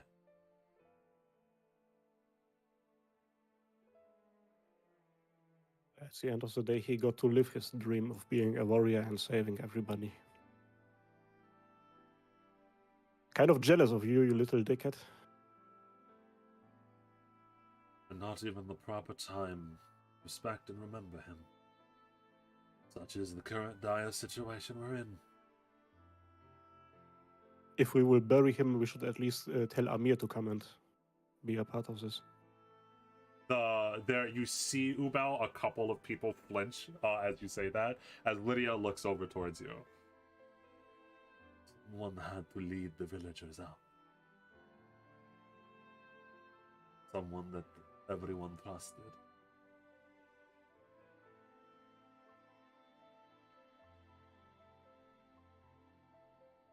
Uber's expression goes down a significant bit. Like throughout this entire campaign, even though they were close as children, I never had like a proper conversation with him. And like in the back of his head, he always was like, one day I'm gonna have to make it right, and like at least properly apologize for, yeah, pretty much everything.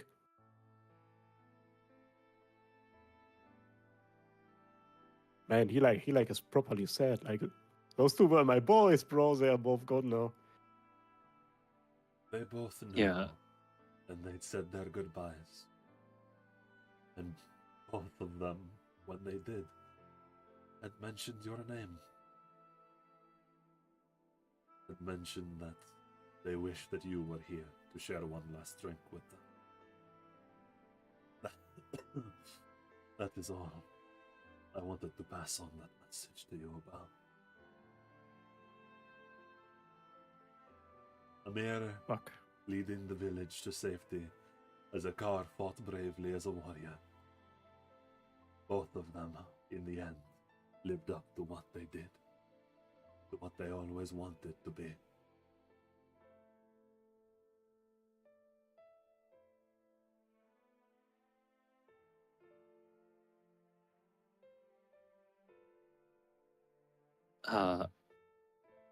Noah's gonna look to Ubal. Are you really sure?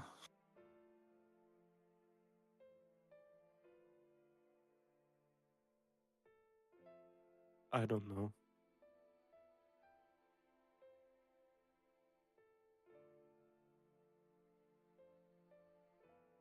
Realistically, everything that I have ever thought and said revolves around the idea of making your own decisions and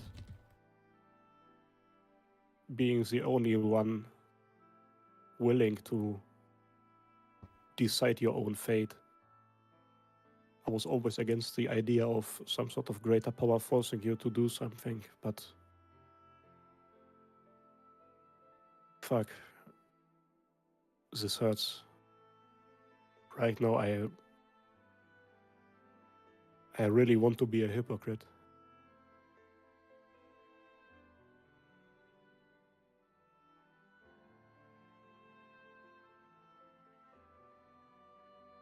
Didn't you hate magic? Yeah, Then you already are one. I know.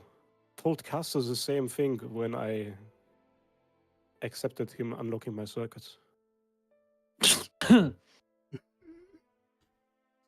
Oh, you mean the man I've sentenced to death?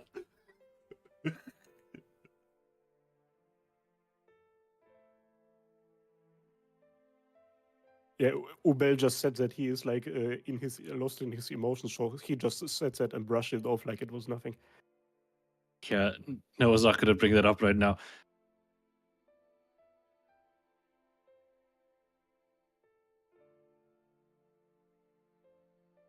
Again, you know him best. It's up to you guys.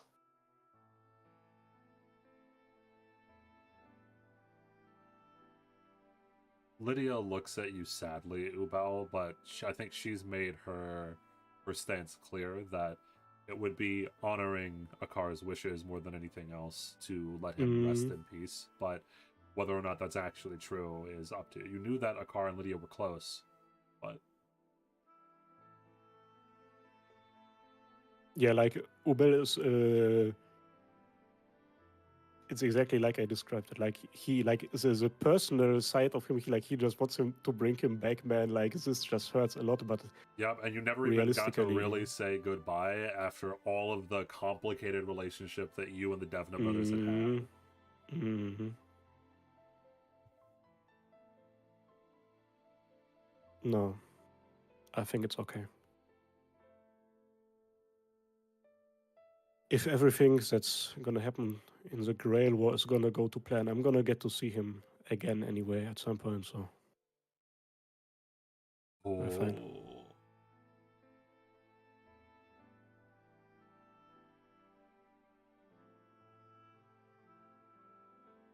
All right then. So we are choosing Okay. to accept our Devna's death. My boy. He tried Fuck, it's his best. this is so painful. Yeah. Are you? That's why I asked. Are you sure? I kind of wanted to bring up. Can you imagine him going into the final fight, just swirling in fire with us? It'd be fantastic. I don't think he would though. Like, remember how fucking depressed he was ever since all of this. Chad is telling you to roll perception on Lydia. That is true. You I do don't it. really I'm care done. about her thoughts, if I'm being honest, that much. Like in character. In character. That's a 24.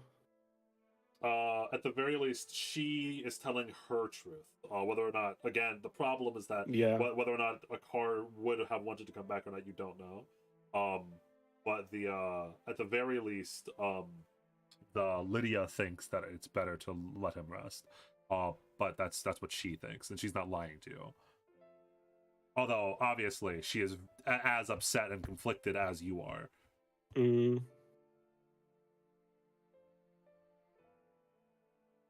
And as James said, the real depression, the real sadness is that you aren't even allowed here to really mourn this loss because of at the time at what it happens. You aren't allowed to say your final goodbyes to Amir. You must push forward.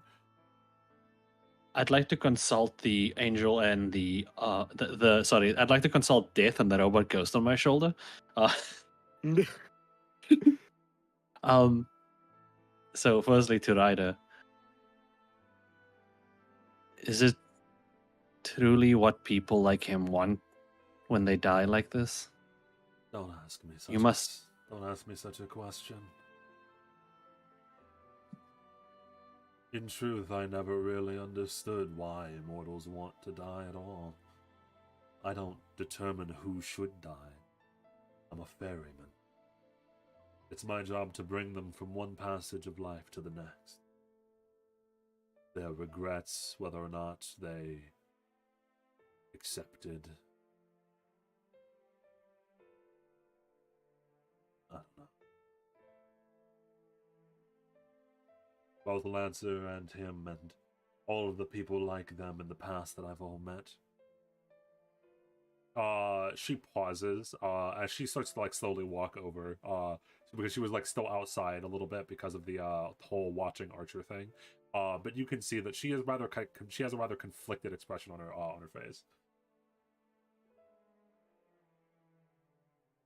At the very least, I could tell that they said they didn't have regrets, but a lot of them cried before their boat ride was over. At the very least, if you do choose to let him go. And she says this to everyone aloud. I can give him one final message from you if you want. If anyone wants.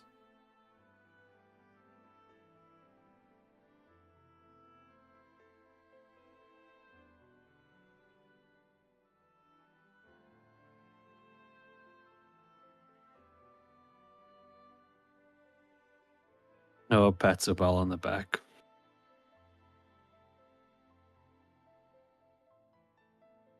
I think that would just make me cry. I am gonna go and get a shovel. If you guys want to, you can listen to it, but I don't know. Tell him we won. Tell him that for the very first time, he did not make the wrong decision, and that his brother made it out alone. Lydia says with conviction, looking towards Ryder, and Ryder slowly nods. I'm sure that'll help with some of his regrets if he has them.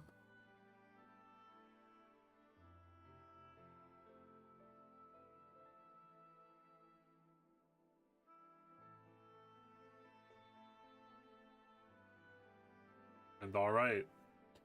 Unless someone else is going to say anything or try to change their mind, it seems like a car is actually going to pass. Yeah. Noah's gonna take a step back and let the people here do their thing. The reckless fire start that was a troublemaker from the very start, the man that I don't think ever once told a single lie throughout the entire campaign filled with liars.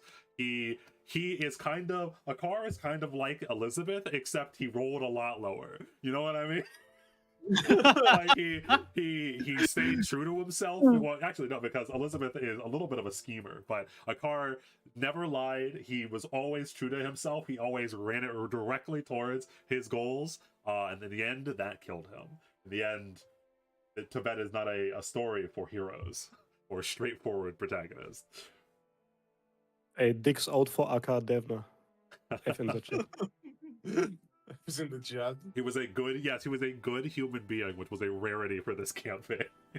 And this is what happens to good human beings in this campaign. Noah's gonna get his soon. Just give me a moment. I just need to find the curse first, and then I'll do it. So yes, with who can drink with Lancer, that is correct. And also, by the way, so Ryder does disappear down into the river Styx as everyone starts to bury, and she does not return for the burying of Akar Devna. As slowly, you all dig him a grave in the village that he, at the very end, watched over and protected. That, I mean, truly, from the very start, even though he was doing it in a very stupid way, Akar had only ever wanted to protect the village. He thought that he 100% thought that Ishvolda was going to be the problem. They weren't really, but that's what he thought, and that's why he was going to go to war with them. And then afterwards, after he had gotten that beaten out of him, he still tried to protect the village by leading them to safety. And I mean, in the very end, he succeeded. Kind of. He succeeded, yeah. If you all lose to the serpent, his death will be for nothing. But, you know, you'll beat the final boss, surely. Yeah, but like that, our dungeon master would not make us lose our boss fight or final Right. one. Yeah, surely. Never.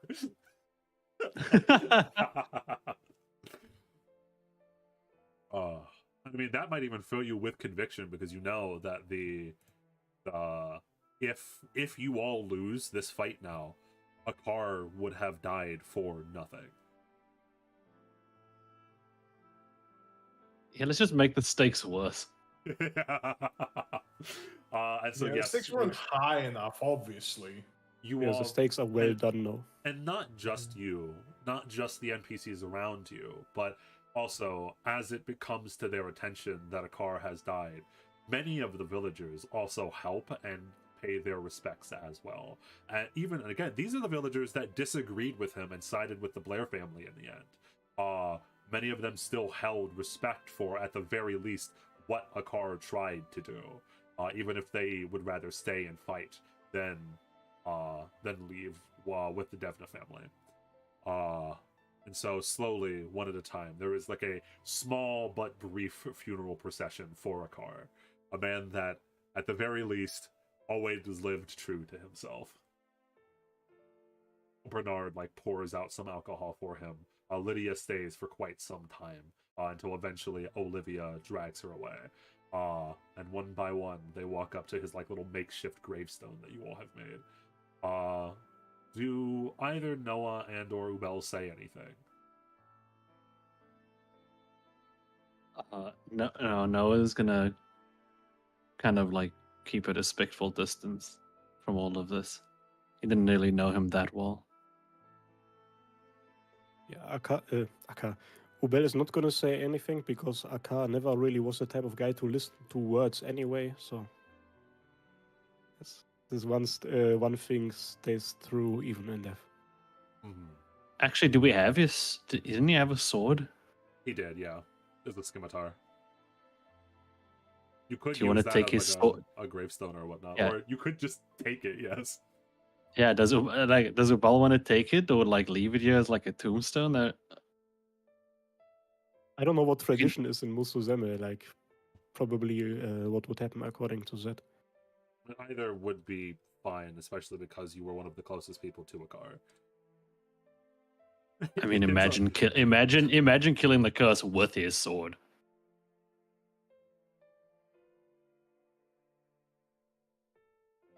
Yeah, kind of, yeah, but Ubel doesn't really get to that decision now.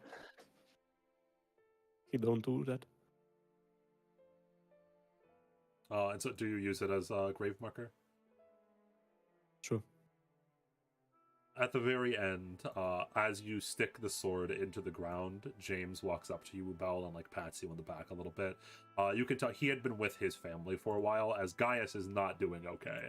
Gaius woke up not that long ago, and then he realized that his family had kept that James was there a secret, that his family has all been lying to him and or running it down in his absence, and Gaius is like, where did I go wrong? What the fuck did I do, bro?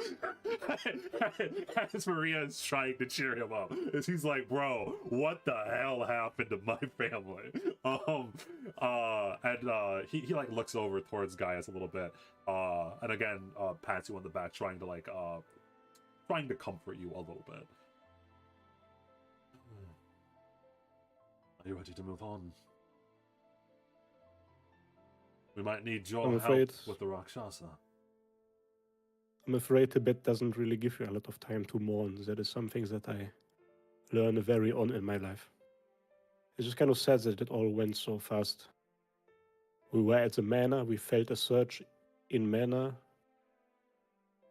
and then this mess. Yes. It is what it is. I haven't seen war, but this is how death often comes for people. They don't have a conclusion or grand arc to their story. They simply fade away. The only thing that we can do is remember them.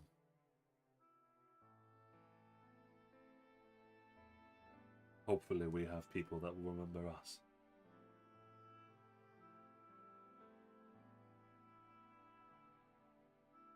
I'm sure there will be a lot of those. For better or for worse, eh? James nods. And just as a little tiny thing, one last note for him. With the remaining mana that he has at all, James snaps his fingers, and probably no, you could also see this in the distance, so like you feel the magic spark, and you might be go, huh, because magic bad, especially recently. But it is just James. As he casts a small cantrip that etches the markings that were similar to Akar's tattoos onto the blade of the sword, and you see that they ignite. Not the same flames that used to ignite all over Akar's body, but small little embers that fade away into the snows of Tibet. We should go then. As usual, we have limited time. There is just one thing that I need to say to Lydia before we leave. Sure. I'll begin talking to my family. There's a lot to us Oh yeah, to unpack there. I wish you a lot of luck with that. James gives a lot less of a confident smile as he walks over towards his dad. And all right, yes, you go over towards Lydia. Lydia sitting next to Olivia and Bernard. Hey, you guys. A lot of them nod up to you. As Lydia specifically, she's looking somewhat better, although you could tell it's probably going to take some time. And actually, you can feel it. Roll me Arcana. I believe in you. I believe in I'm you. You got trained this. now in Arcana. You so. got this. Yeah. You know, you can still feel at the very least that her mana is going to take a while to recover if it ever will. It's like a little bit fritzy, a little bit fucked up, all the is. So in case you were asking for her help or whatnot, she's No. very unstable, I'll tell you. No, not very. I just wanted to tell you people something that is, before I got to the magical vortex, I was talked to by a member of the American government, and they asked me to kill you, Lydia. Which I felt like that is information you guys need to know. Make sure to stay safe. That's like the second foreign government that has asked me to do something about you guys. I haven't done any of it, but they don't appear to be all too. There's like a slight amount of surprise, but they don't appear to be as shocked as you would expect a family to be. As you tell them, "Hey, the U.S. government is sending assassins after you." You know, you would expect like, "Huh?" But it's more like a, "Yeah, oh wow, huh." As Lydia like looks over towards her mother and then back towards you, and they share like a knowing glance and then they nod. As Olivia stands up, and she pulls you into a hug. Thank you.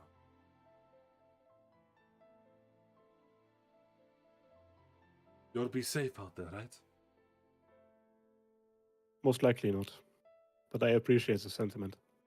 You better at least be safe enough to come back at least one more time to buy booze from me. Olivia says with a smile. To buy booze or to finally pay back all of the debt, eh?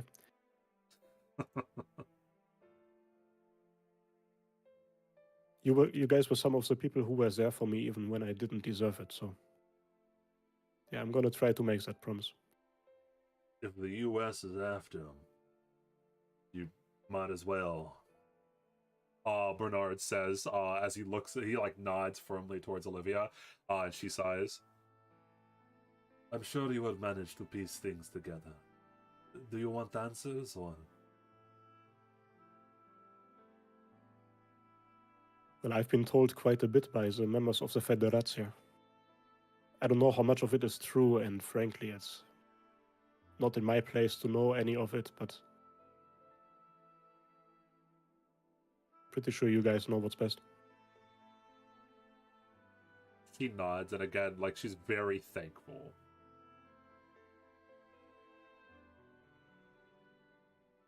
In that case, then, I will just tell you this. Remember, Ubal, that you are the son of Atlan, and that he loved you very much. It does not matter how many times we stumble in our life, as long as we can face forward. It's what he always did. Now be safe out there. Ubel nods a couple of times and turns around and leaves. And like as he is walking towards the others, he has to do like a couple of heavy breaths in order to like, his eyes are pretty red. But like we can't really lean back and cry for now. We gotta keep moving. All right. And so Damn. then, are you all packing up and whatnot and ready to move over towards the Rakshasa cave? Have we healed Yeah. at all, Dungeon Master? No. Ah. I'm sorry. I'm sorry. I have a masochistic side that likes being out of spell slots and at low HP. Um, it makes the challenge more exciting. I just like to like pull James aside like My dog quickly. was killing the trait. Yeah. James, I overheard about this whole Rakshasa thing. Does that mean part of Maria is gone completely? Yes. Her emotions are devoured by the beast.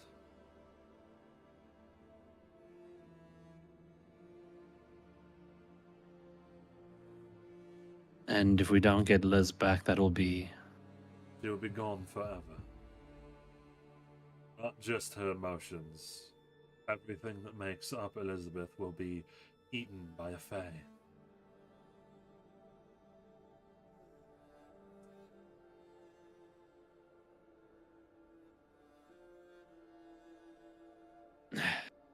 No, we're not.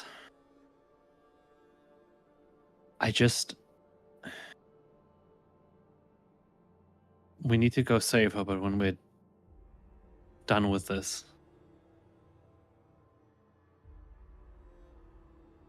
I got Costa's book. You what? James like Yeah. stares his eyes over at you. Once we save Liz with Albert's translation, maybe we can figure out what's in there and find something that will help us against the curse. Actually, I wanted to speak to you on that. Beyond the Book of Casta, there is a spell that could be useful against the curse. I have taught the spell to Ubel, and I could teach it to you as well. It comes at a cost, but I know for a fact that it is effective.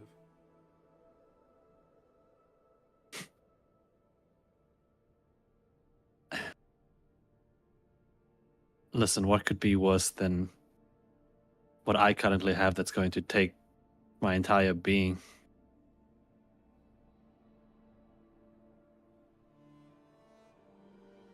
James doesn't say anything. He kind of just stares off into the distance. We'll talk about it later. As for now, we've already spent too much time mourning our losses. This war is far from over, unfortunately. And if what Casta says is true, if Yamata is gone... And James just looks up towards the eternal night sky.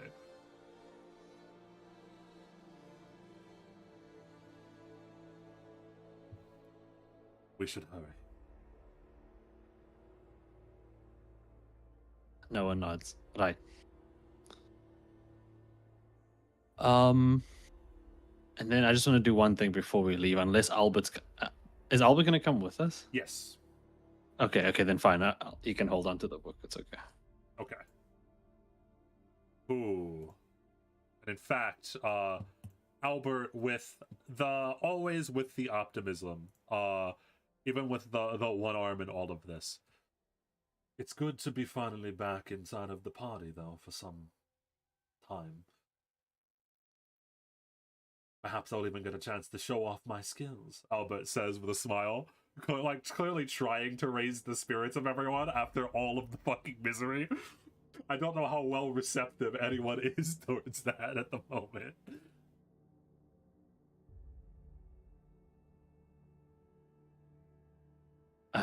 Yeah, Noah's very used to this. He has honey in his life. Correct. Honey has been rather quiet, by the way, since everything has been happening. You can still feel her there, but... Yeah. Alright, and so slowly, the party actually all together and unified in the messed up way that they are, slowly but surely starts to trudge their way through the places that they're very familiar with at this point. Snow, wind howling, snow blowing in the frozen mountaintops of Tibet.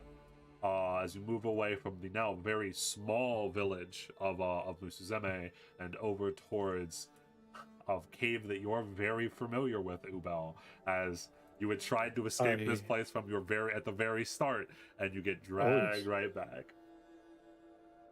I am going to say, as we are walking, Ubel is going to share his knowledge about the Rakshasa, which is limited, but there is a little bit of their with the other members of the party, and he's going to say stuff like, once we enter the cave, do not listen to the voices, do not let anything get inside your head, be careful. And I know that James already explained it, but he's again going to explain, like, these creatures live off of emotions. They consume this sort of stuff. And then, like, every now and then he's going to make, like, an underhanded comment again, like, I can't believe she made a pact with him. Triple you, Gaia says. Even if you have not fully accepted your role as a gatekeeper, by right it is yours. You may be able to hold sway over the Rakshasa more than any of us here.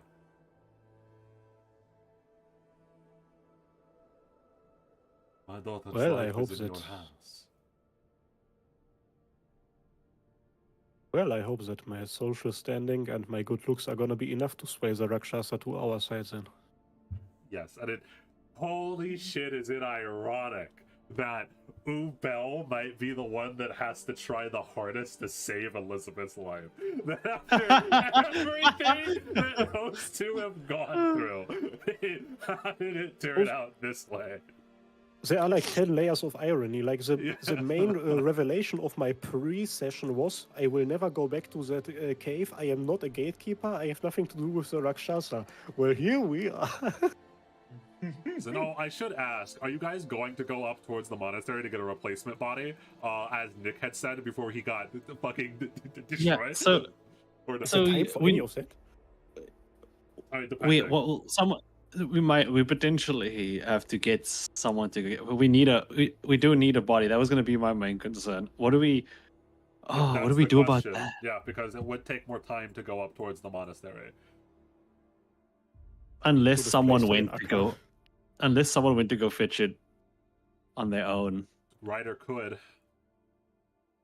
I kind of want to stay here because I kind of want to, in case. No, you could send Ryder. The last time we checked, the Raul Arya was still at the monastery doing his stuff. Mm-hmm. There's a chance that the monastery is not completely safe. Yeah, and imagine going up to the monastery. Imagine going up to the monastery. Yeah, sorry, Raul. We're just looking for a body. That's not completely decomposed yet. Oh, this one is only half green. We can take that one. Well, remember, they all died basically today, so none of them are. They're all in perfect shape. Not today. I think it was. It's been a little yesterday or the day before, Yeah. but also they were frozen. So yeah, they're cryo frozen. At least some of them were. Jesus Christ, bro! This campaign. Dear God. And now we have to go fetch one. Listen, how about in honor of Liz, Noah, Ryder, and Maria go find someone that Maria approves. Of course, you would say that. I should be fine by myself, Ryder says. Especially if Castor is being fought by Archer. And she pauses, what is definitely happening. Raul Arya shouldn't be able to stand against me, and I also have no qualms with him. You remember at the very start of the campaign where Raul Arya parried a shot from Archer, but I mean, Ryder seems rather confident. Yeah, and she could get out, and he doesn't have Nick to stop her from doing shit because the Nick is being hunted by the Fae. So the wild hunt begins. Okay. Then yeah, she can do that. Dear God. Okay. Then Ryder, whatchamacallit, she disappears. Yet again. And she goes off to go Find a dead body for the party.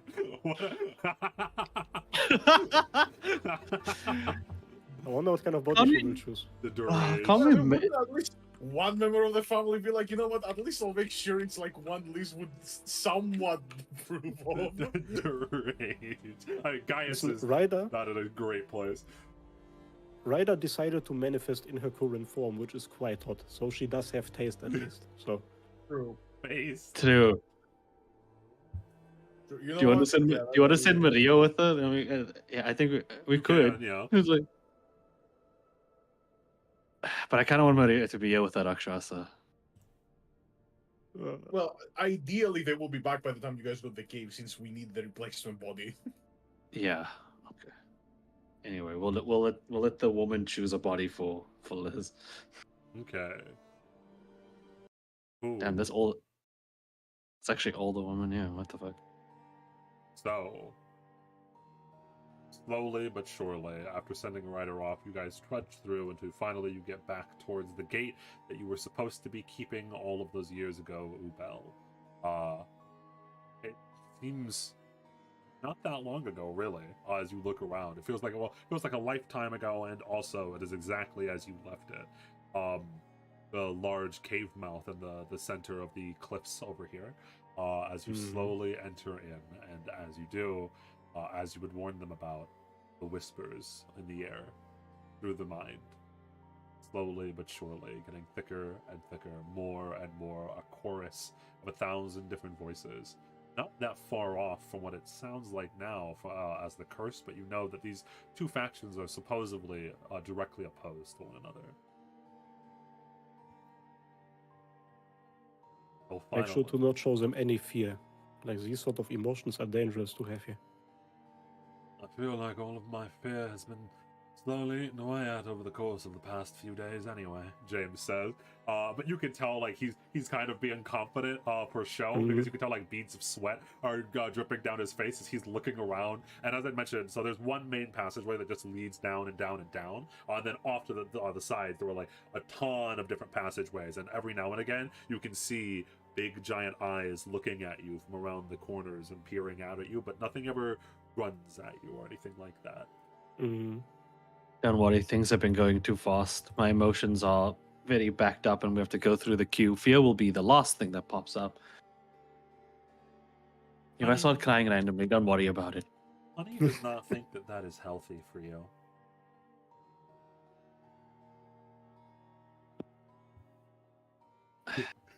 Nothing's healthy in this place, honey. Well, the Vatican, if I talk to them, perhaps they could get you all free therapy after all of this is over? Albert says, looking around at everyone.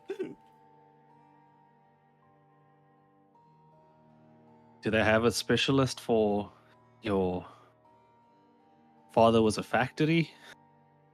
Robot man? I'm afraid not. Damn. And then slowly you all begin to descend deeper and deeper and deeper into the curses territory. So finally, you get to what appears to be a giant boulder in the way.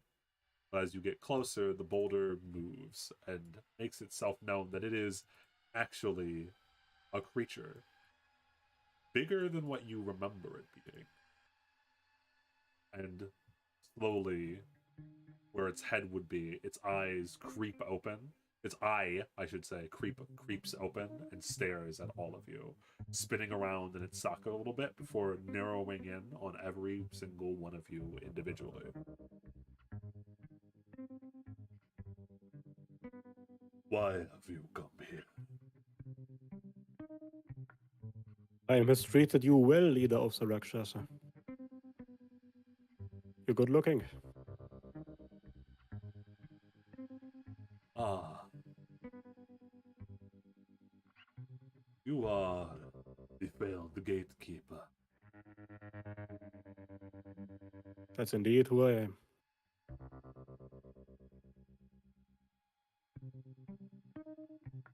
Your time has passed. You had your chance. I ask again, why have you all come here to this forsaken land? And you hear the whispers in a chorus getting a little bit more aggressive. Okay, I am going to ask a question out of character because I assume we talked about this on the way here. Like, our goal is to basically get all of these emotions from Liz and be put in a replacement body. That is what we are trying to accomplish, right? Yeah. Yep. Okay. And I have been, like, I am aware of the fact that she had some sort of deal with the Rakshasa guy. Yep. Yeah, we would have Was all, we I would have all still- just shared it shit, yeah. Okay.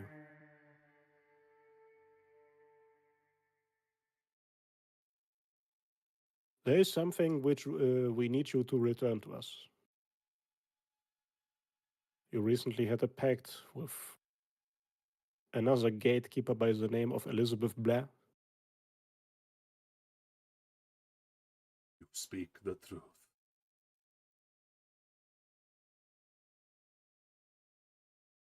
The things you took from her, we need them back.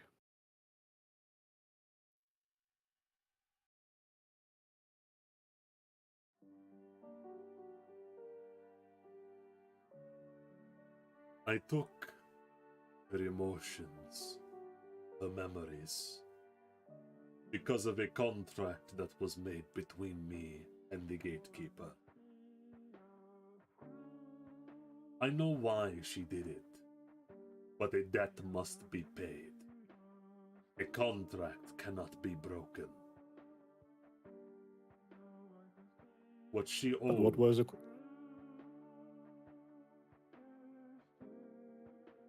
Sorry, you were saying? But what were the circumstances of the contract? She gave you all of that, and what did she get in return? Here, she pledged to us an ally. She would lead us to victory against the curse. She would destroy every part of the curse and lead us into battle against it. And if she failed to do so, we would devour her.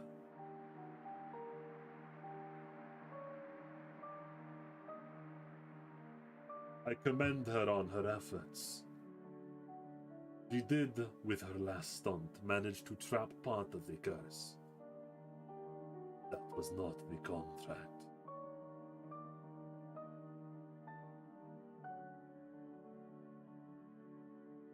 Well, it seems that if those are the circumstances, then I believe some mistakes have been made. I'm afraid that if the part of you being her allies and being led against the curse have not been fulfilled yet, you kind of have overstepped your boundaries, haven't you? Taking all of these things before your side of the contract was fulfilled? Lamatsu growls, a deep, earthy tone that almost rumbles the cavern that you're in, the dark cave. And as he does, that growl warps and twists, and those voices that you all heard all twist and change, and every single one of you in your minds hear ringing again and again Liz's words, "I revoke the contract, Lamatsu," in her own words. And she did say that.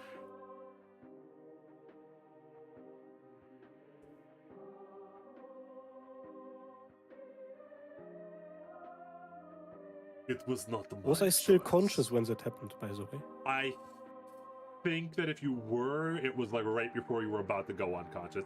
A lot of shit happened back then. You may just not have heard her. Mm. Yeah, but to be fair, along the way, no would happily tell you everything. So you can just assume you know everything. Yeah, it's in a that little happened bit there. of a bind because she did. You're like, well, hey, listen, Lamatsu. The only reason she can't do what she wants to do right now and kill the curse is because you're stopping her. Pulls up the tape recorder. I revoke my contract. I revoke my contract. Lamatsu, I'm afraid that under these sort of circumstances, the contract has to be nullified. Evidently, something went wrong along the lines. As a neutral party looking at it from the outside, this doesn't seem like a proper contract fulfilling.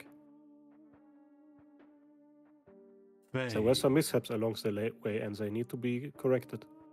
They are not like you mortals. We are creatures bound by our words. If we make a promise, it must be upheld.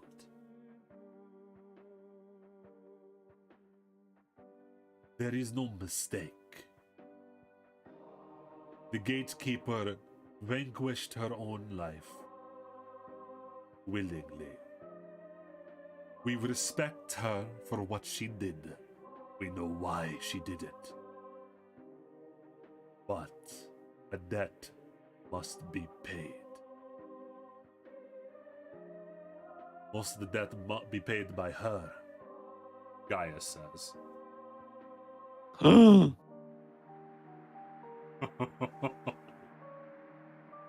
Oh no, the Blaze are doing the Blay thing. The players are doing the player thing. You know, I was not going to be the one to propose it, but like that's the only way out that I can see from this entire out of character. I'm saying this is the only thing that Yeah. I can see getting out of this.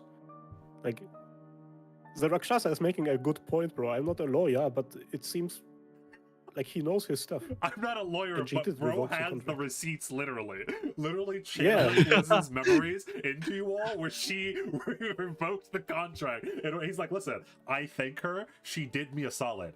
I am a being of contracts. I cannot go back on this contract.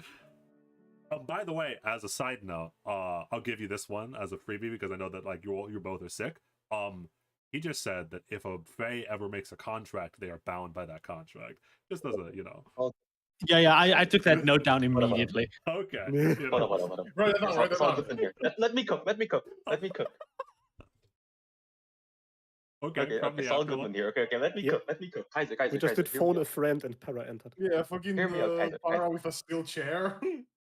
So basically, the deal was that Liz is gonna kill all of the curse, right? Mm-hmm. She is technically still doing the contract.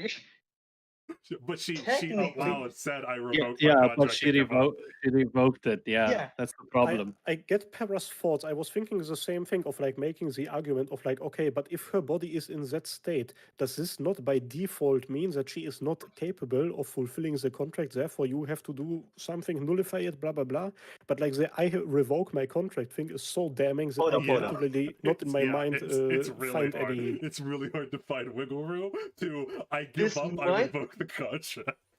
This might be a far fetch, but hear me out. Since she revoked the contract first and then he basically killed the curse himself because he killed Liz. Basically, he turned her into a vegetable. Technically, this might be a really far fetch. She did a favor to them by killing the curse because the contract is already null. So in theory, they owe her a favor. In theory, think. So they owe her a favor external of the contract because it was done after the contract was because the contract is already null. Because the contract is already null, and then he basically killed the curse because like Liz is a vegetable now. He did say that he was thankful towards them, or Yeah, towards so them. like he technically owe her in quote unquote. I mean, I'll be honest. Macho, I think, would rather Liz be alive because she is one of the few people to actually Yeah, take like tangible steps towards technically- healing the curse. Okay. technically, yeah, but like I don't know. He might be angry and just steal your emotion as well, Kaiser. Yeah, I would make that sacrifice. Like, Okay, like listen. if you Wha- say like the thing I said, he might just like steal your emotion as well, just to like fuck you. Lawyer Para from the Anthrelm, like so good one. Hey, did you know you have rights? No, I imagine just like Yamada pulling up his glasses and just like open up like a huge folder and just like Yeah. yeah. I mean, well, if you think about it.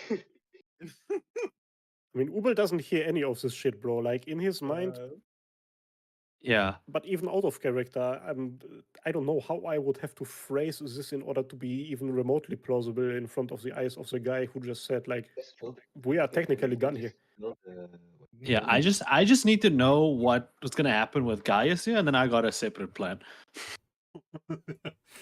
Don't you just like kill Lamatsu because like you technically have a serve with like 2 of them, right? Okay, listen, we don't free Brother. everyone like Yamada does. Okay, calm the fuck wait. down. No, I I mean like do. if you give up, there is still another solution. So, Just like everything. thank you from the afterlife with the Soul Goodman from the afterlife giving his lawyer advice. Okay, my job here is done. Do you say anything when Gaius says, "Hey, does it have to be paid by her?" I'm trying to hear to see what Yeah. Lamatsu says about that. All that Lamatsu says is, and there's a hesitation, a debt must be paid.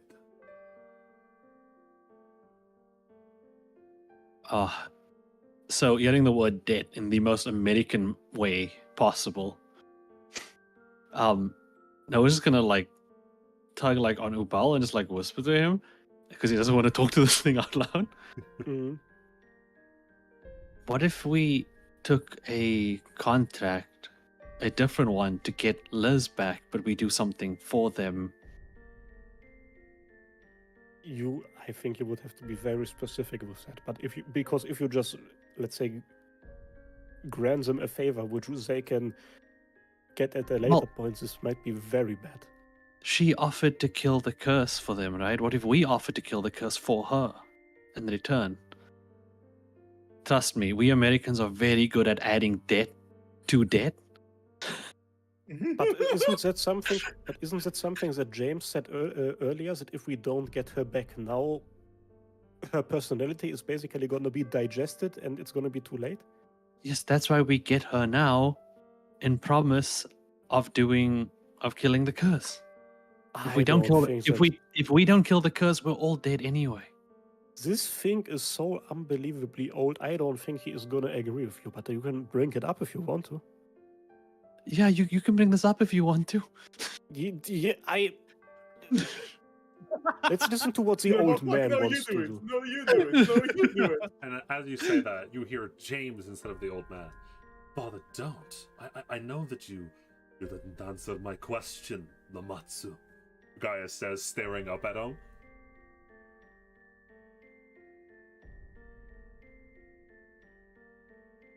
In theory, what Elizabeth promised was emotions, a certain amount of emotions and fear. Memories. If they were changed and altered by a different person,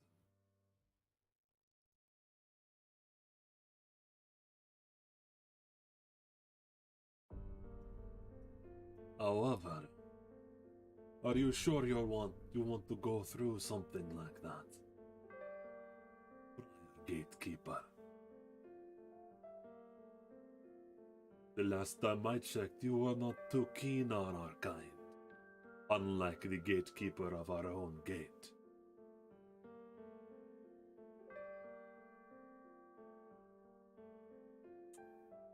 Gaius pauses and hesitates.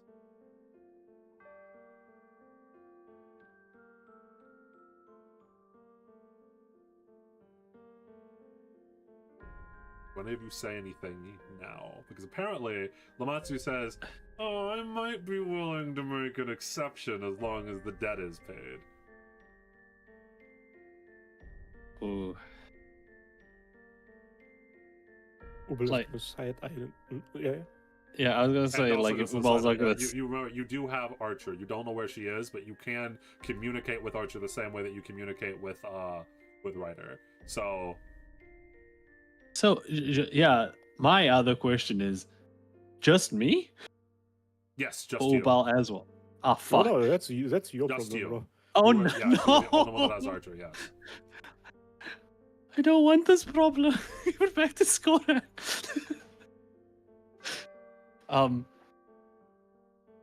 So yeah, no, I was gonna just try to reach out to Archer then. That's what you. That's what so you. about your expertise. That's what you hear when you try to connect to Archer. Do you have a moment? What do you want?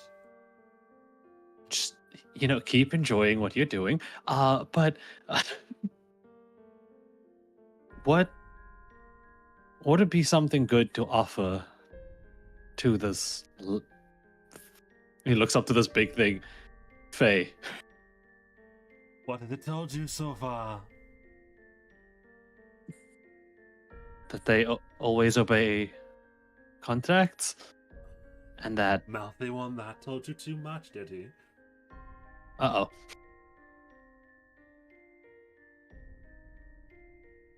Well, that and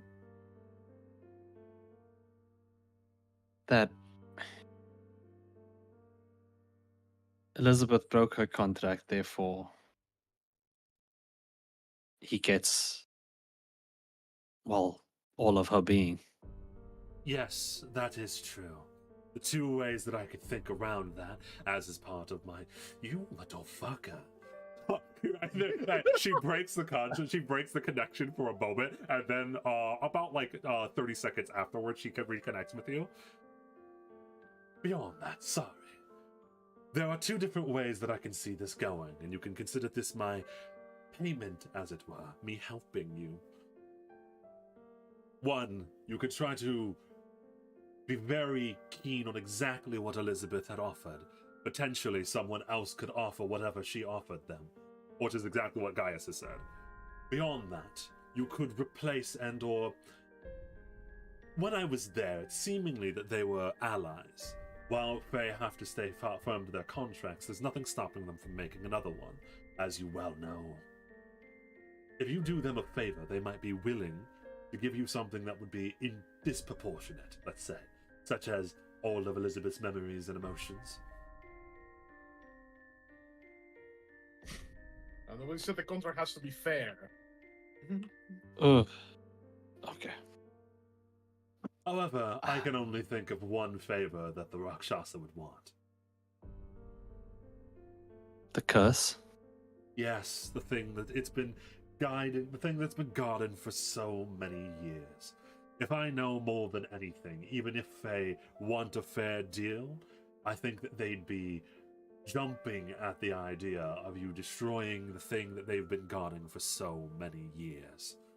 They hate the curse as much as you do.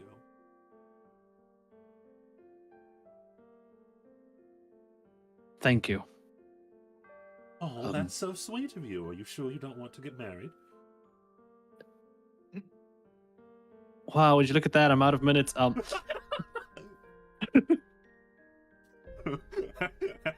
Yes, you come up with an extra I'm in a tunnel. I'm in a cave.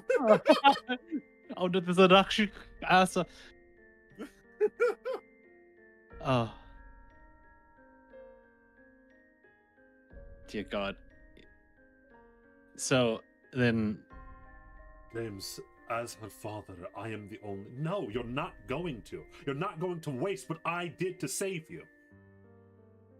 You saved me? Do I... You didn't know that? Correct, he did not know that. Oh, wow. This was out of character. I thought, okay. yeah, no worry, it's in the queue. Noah's gonna be shocked about James being perfectly okay and doing all this cool shit in a Blair second. family and whatever, but I'm tired of this endless cycle of us destroying ourselves for each other.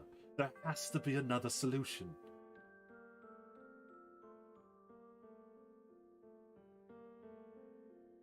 I mean, what if we offer to destroy the curse?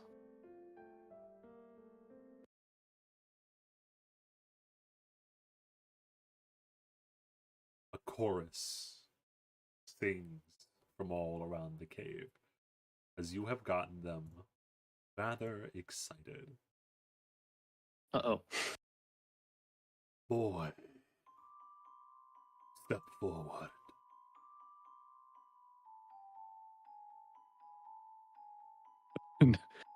Noah steps forward You very would, slowly.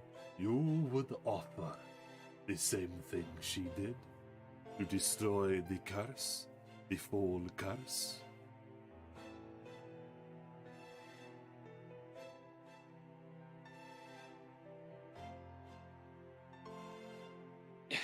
No, Noah's gonna look back to James, look forward.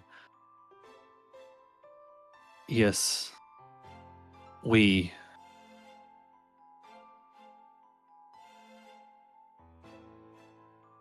He wants to say that we plan to do it anyway, but that would seem bad because then they wouldn't want us to do it. We could do that.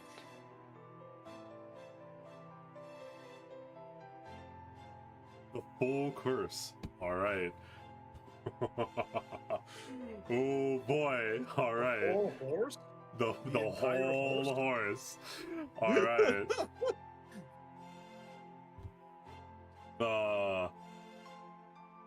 Lamatsu raises one of his hands slowly to try to calm the spinning, the voices that are canting all over, yelling things in different languages that you don't understand. And finally, Lamatsu's eye spins around one more time and then looks square at you. And in return, what would you want?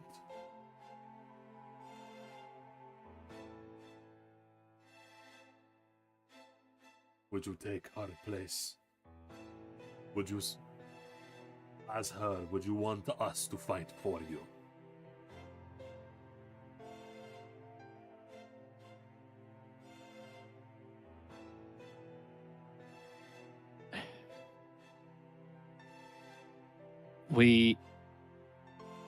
It's going to be a difficult battle to fight this thing. We need her help. We would need your help. We'd need everything that we can get. So, the terms of the contract are: I will return what I have taken from Elizabeth Blair. And then we fight together to kill the curse. You realize, though, if you break the contract, the same thing will happen to you as it did to her. Noah, Ube whispers from behind. Noah, are you sure you want to take this alone, or we can like spread it out between us or something? Many people here. And by the way, I won't be too mean. Chad has mentioned it a couple of times, Noah. Yeah. You could make a bargain to not destroy the whole curse and just destroy the part that they've been locked to, the part that they've been guarding for so many years. But that's up to you, because they might not be willing to fight for you if it's just that part. They might just give back Elizabeth. So it depends on you. So just so just so everyone in the chat understands, Noah understood Archer, but he does. But his idea is that if we fight this curse, if we lose against it, we all lose anyway. So might as well try and befriend everybody to fight this thing. That's here still. Make up for the people we lost in the blizzard. Yes, and so the terms of the contract, as Lamatsu says, that we will make this contract. I will give back Elizabeth's memories, or what remains of them, and then we will all fight together. And I will make basically the same contract that Elizabeth had. That we will fight for you because now her contract is null and void. And if you fail, we will devour all of you.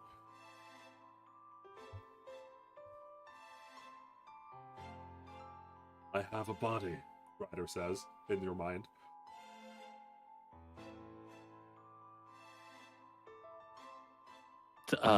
Noah just looks back at everybody. Anybody here? Lawyer? No? Okay.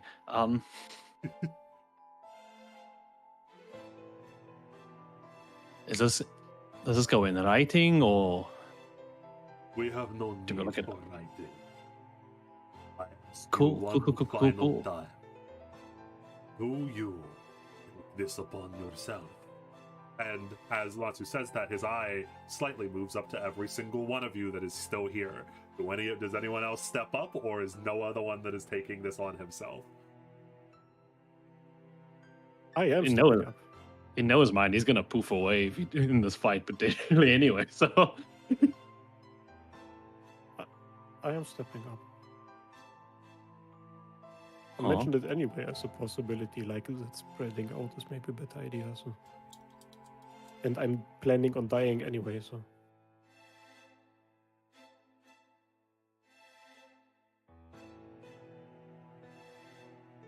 we all hate this curse.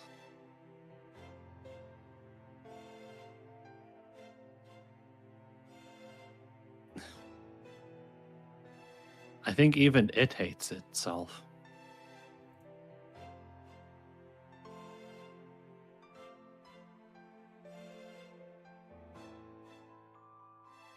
No, we're just gonna look back to everybody. No objections? you are one brave fucker. Yeah, No objections. no one gives objections, although there is slight hesitation and or worry in some of their expressions, but no one brings objections.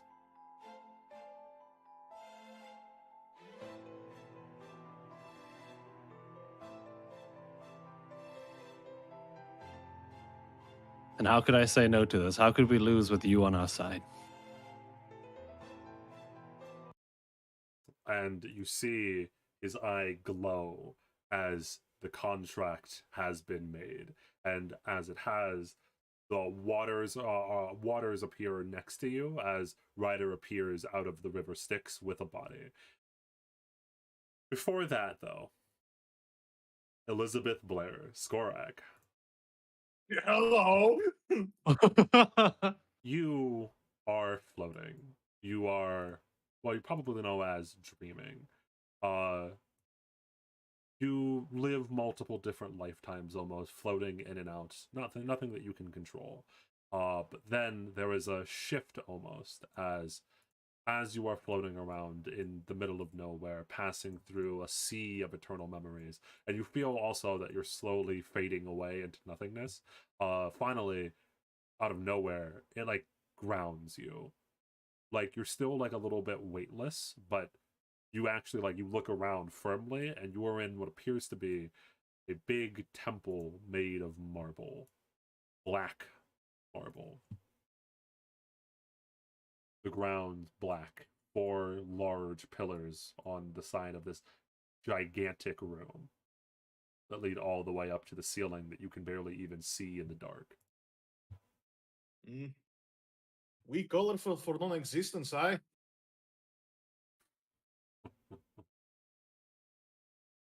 Do you understand how much I hate you?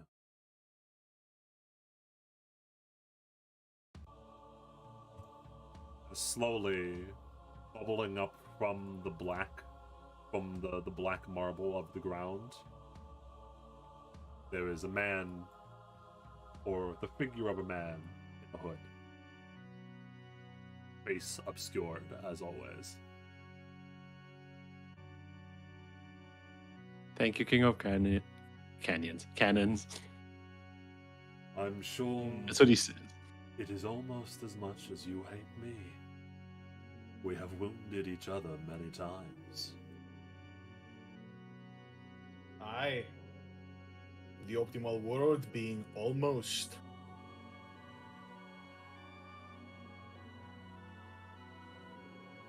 I've taken much from you, and you have taken much from me now. But hatred is a cycle, one that both of us must agree to break. And as he slowly removes the hood, and you see his face is exactly like that of Yamada's. Eyes so dark yellow that their original color has been completely lost.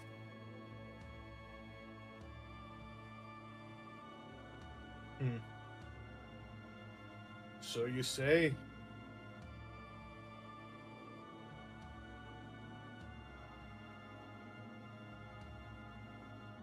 And what's it to you anyway?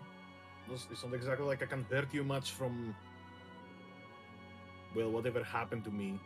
Out of a wish for the only friend that I have ever had, I am willing to try and forgive. To put all of this behind us.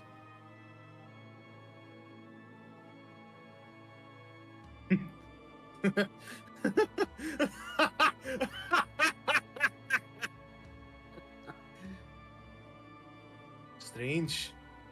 Didn't know you could even go mad.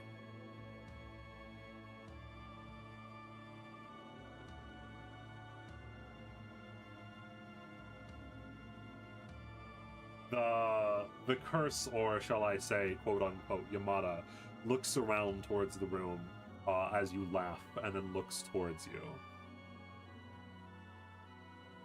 Do not misunderstand. The only victory afforded to me in this room is that I have graduated from your indifference to your hatred. Why would I give that up?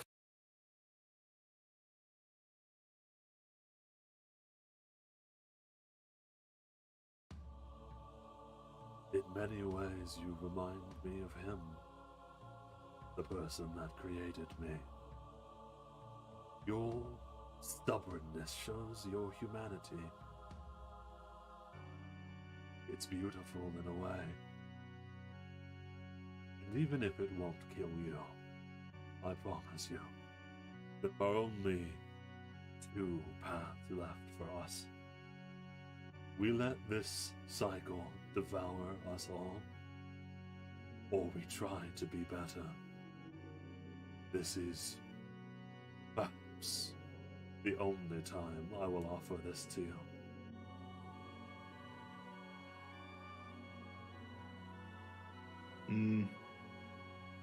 Think you're forgetting something here. We are not speaking from equal terms. Sure, as much as I do sincerely believe that I can kill you, this is what amounts to a god trying to make amends with a man. You are fundamentally incompatible with this world. Oh. Oh. Oh. Oh.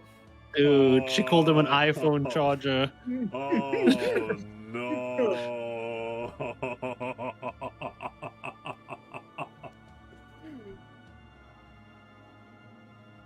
So be it. Again and again and again and again and again. The cycle of samsara, then. I do not look forward to seeing you in the waking world. And as you say that, Elizabeth, your eyes open and I end session.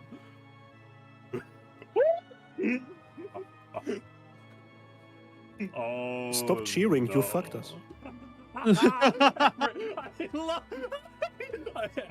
Every single one of the party coming together. Let's save Elizabeth, okay? Let's put our past behind us. We gotta say Elizabeth in the Mind Palace. I ain't forgiving you worth shit. You are fundamentally incompatible with the world that you want to see and love. I hope you die. I hope your family dies.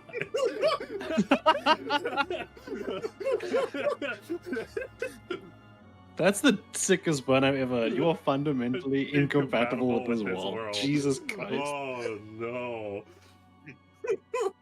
Oh no. Oh yes. The curse doing its goddamn best to uphold the final wishes of Yamada. Yamada, you should at least try. You should at least try to come into the world and not kill everyone. I'll try then. I am literally a being made of hatred, but I will try.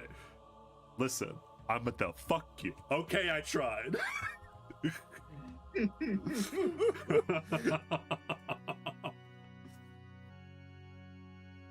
Oh boy. Oh. It tried to contact you the moment you came back into the waking world, but you know, it'd be that way. You know. Only Roko, I wouldn't let that slide. When you let that slide, Raka. Yamada going up with the steel chair. I misclicked. Who wanted to feel like humans do? That correct? Yes, that does describe Rocco in many ways. Yes. Oh boy. Honestly, at that point, if Yamada is still spectating you, I wouldn't let that slide. Yamada in the back of his head after telling him, hey, you know, maybe you gotta learn forgiveness. Actually kill that woman, you know? Actually, let me kill her. You know what? You know what? one is In the this world, exception. you know what? In this sea, there's like a lot of fish. Just kill this specific one. There's a lot of fish in the sea, but that one, fuck that fish. You know, like, listen, I'm all for This one deserves to be fried. I'm all for you learning forgiveness, but what if we killed this one in particular? What if...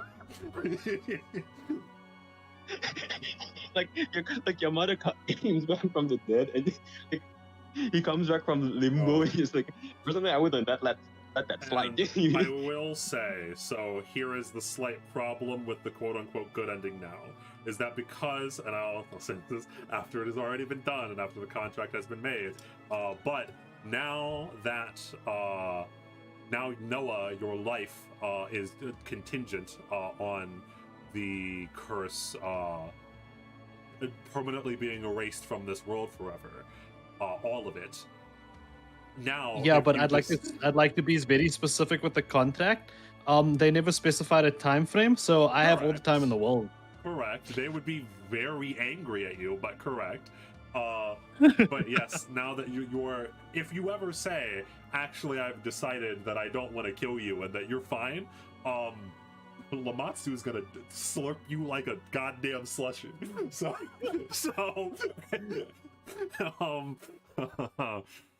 But my deception roll was going to be so high if he didn't slurp me like a Slurpee.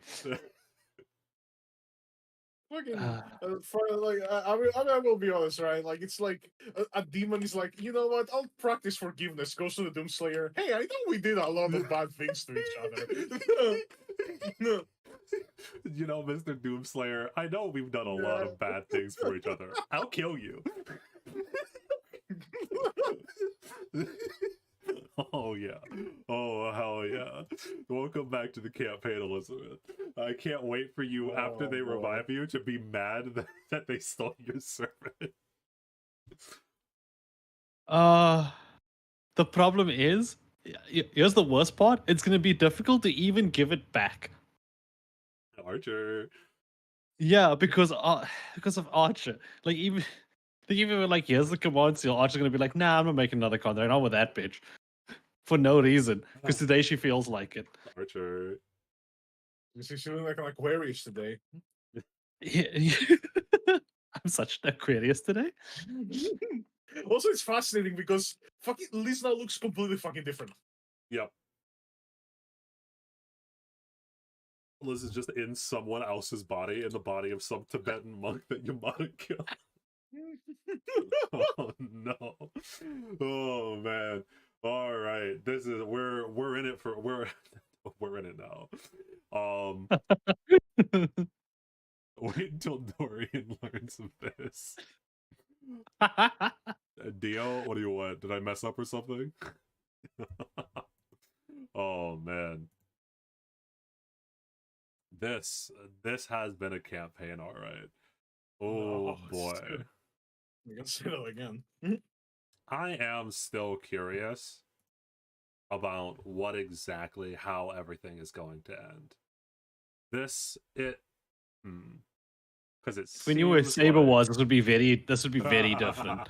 Because it feels like oh man, I am very curious about how, like, if we will actually get the final boss fight or not, or if at the very end, because there are a couple of bleeding hearts, and even like Ubella's had a couple of scenes with, or like that one scene with the curse where it seemed like the curse was not all that it seemed to be. So I'm curious to know whether or not you actually will, when everything is there, when it's actually time, if you guys will fight the final boss, or if you guys will choose not to. But the thing is, right, Mm. that in order to quote unquote destroy the curse, it's not written anywhere that there actually needs to be a climactic big boss battle against the curse, right? Like That is true. Correct. there Yes. might be other ways of just completely disabling the thing. Well, as I had mentioned, I think because the curse wants to become human, if you just allow the curse to win, the curse would probably use its wish. Probably, I say probably because there is a lot of hatred inside and it might slip up. But the curse will probably use its wish to turn itself into a human. Yeah, and then the Rakshasa will swallow us. That's the new Well, problem. Is that, Thank you, yeah, Elizabeth. the Rakshasa. Noah. Yeah. Well, yeah, correct. They will swallow No. all of you. They'll swallow. They can't. There was no time frame. I very much specified no, like, well, I didn't specify, but I left it out of the contract. They can't do anything as long as the curse They is won't sorted. slurp you. They will just physically go out of the cave and just beat you to death. Good job finding a flight to America, baby. Now all I'm imagining is the Rakshasa all on a On an plane. aeroplane? Yeah, all on an airplane to go to New York to beat the shit out of Noah. So I should have booked business class instead. These big ass fey creatures all on the airplane, all tucked in tight onto the little seats. So do Baby you is want crying peanuts? too loud. They land in the airport. Business or personal? It's personal. Oh, it's personal, right? Fuck. Oh man, holy shit! But yeah, we're in a very interesting situation, as it were. Oh, but all right, there we go. We have 3 players back. It's all right. We lost one there for a moment, but they did okay, right? They did okay. Liz is such an iPhone charger. Oh my Oh, god. I think Liz is worse than Echo. How does she look like now? We'll have to think. I'm actually thinking orange hair for some reason. Well, I'm thinking ginger. you can find me a new token if you want. Or I do which guess, one to maybe. link inside of the. How many times did you facepalm? You talking about the whole campaign or this session?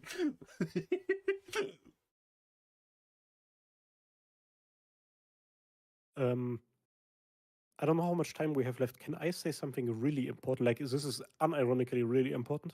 Sure, yeah. I just saw that. Happy first anniversary of the Fate Harmacists. Today? Yo! If we look at the first piece of media for this campaign, the new campaign introduction video you made, Dio, it says over 1 year ago. Wow. Damn. You know, it'd be that way. Oh. Very nice. And what a year it has been, huh? Yep, yes, correct. Wait a Happy minute, it's been birthday. a year. That technically means that this is the moment we should start actually working on the month's visual novel. The month's We've visual had a novel. year.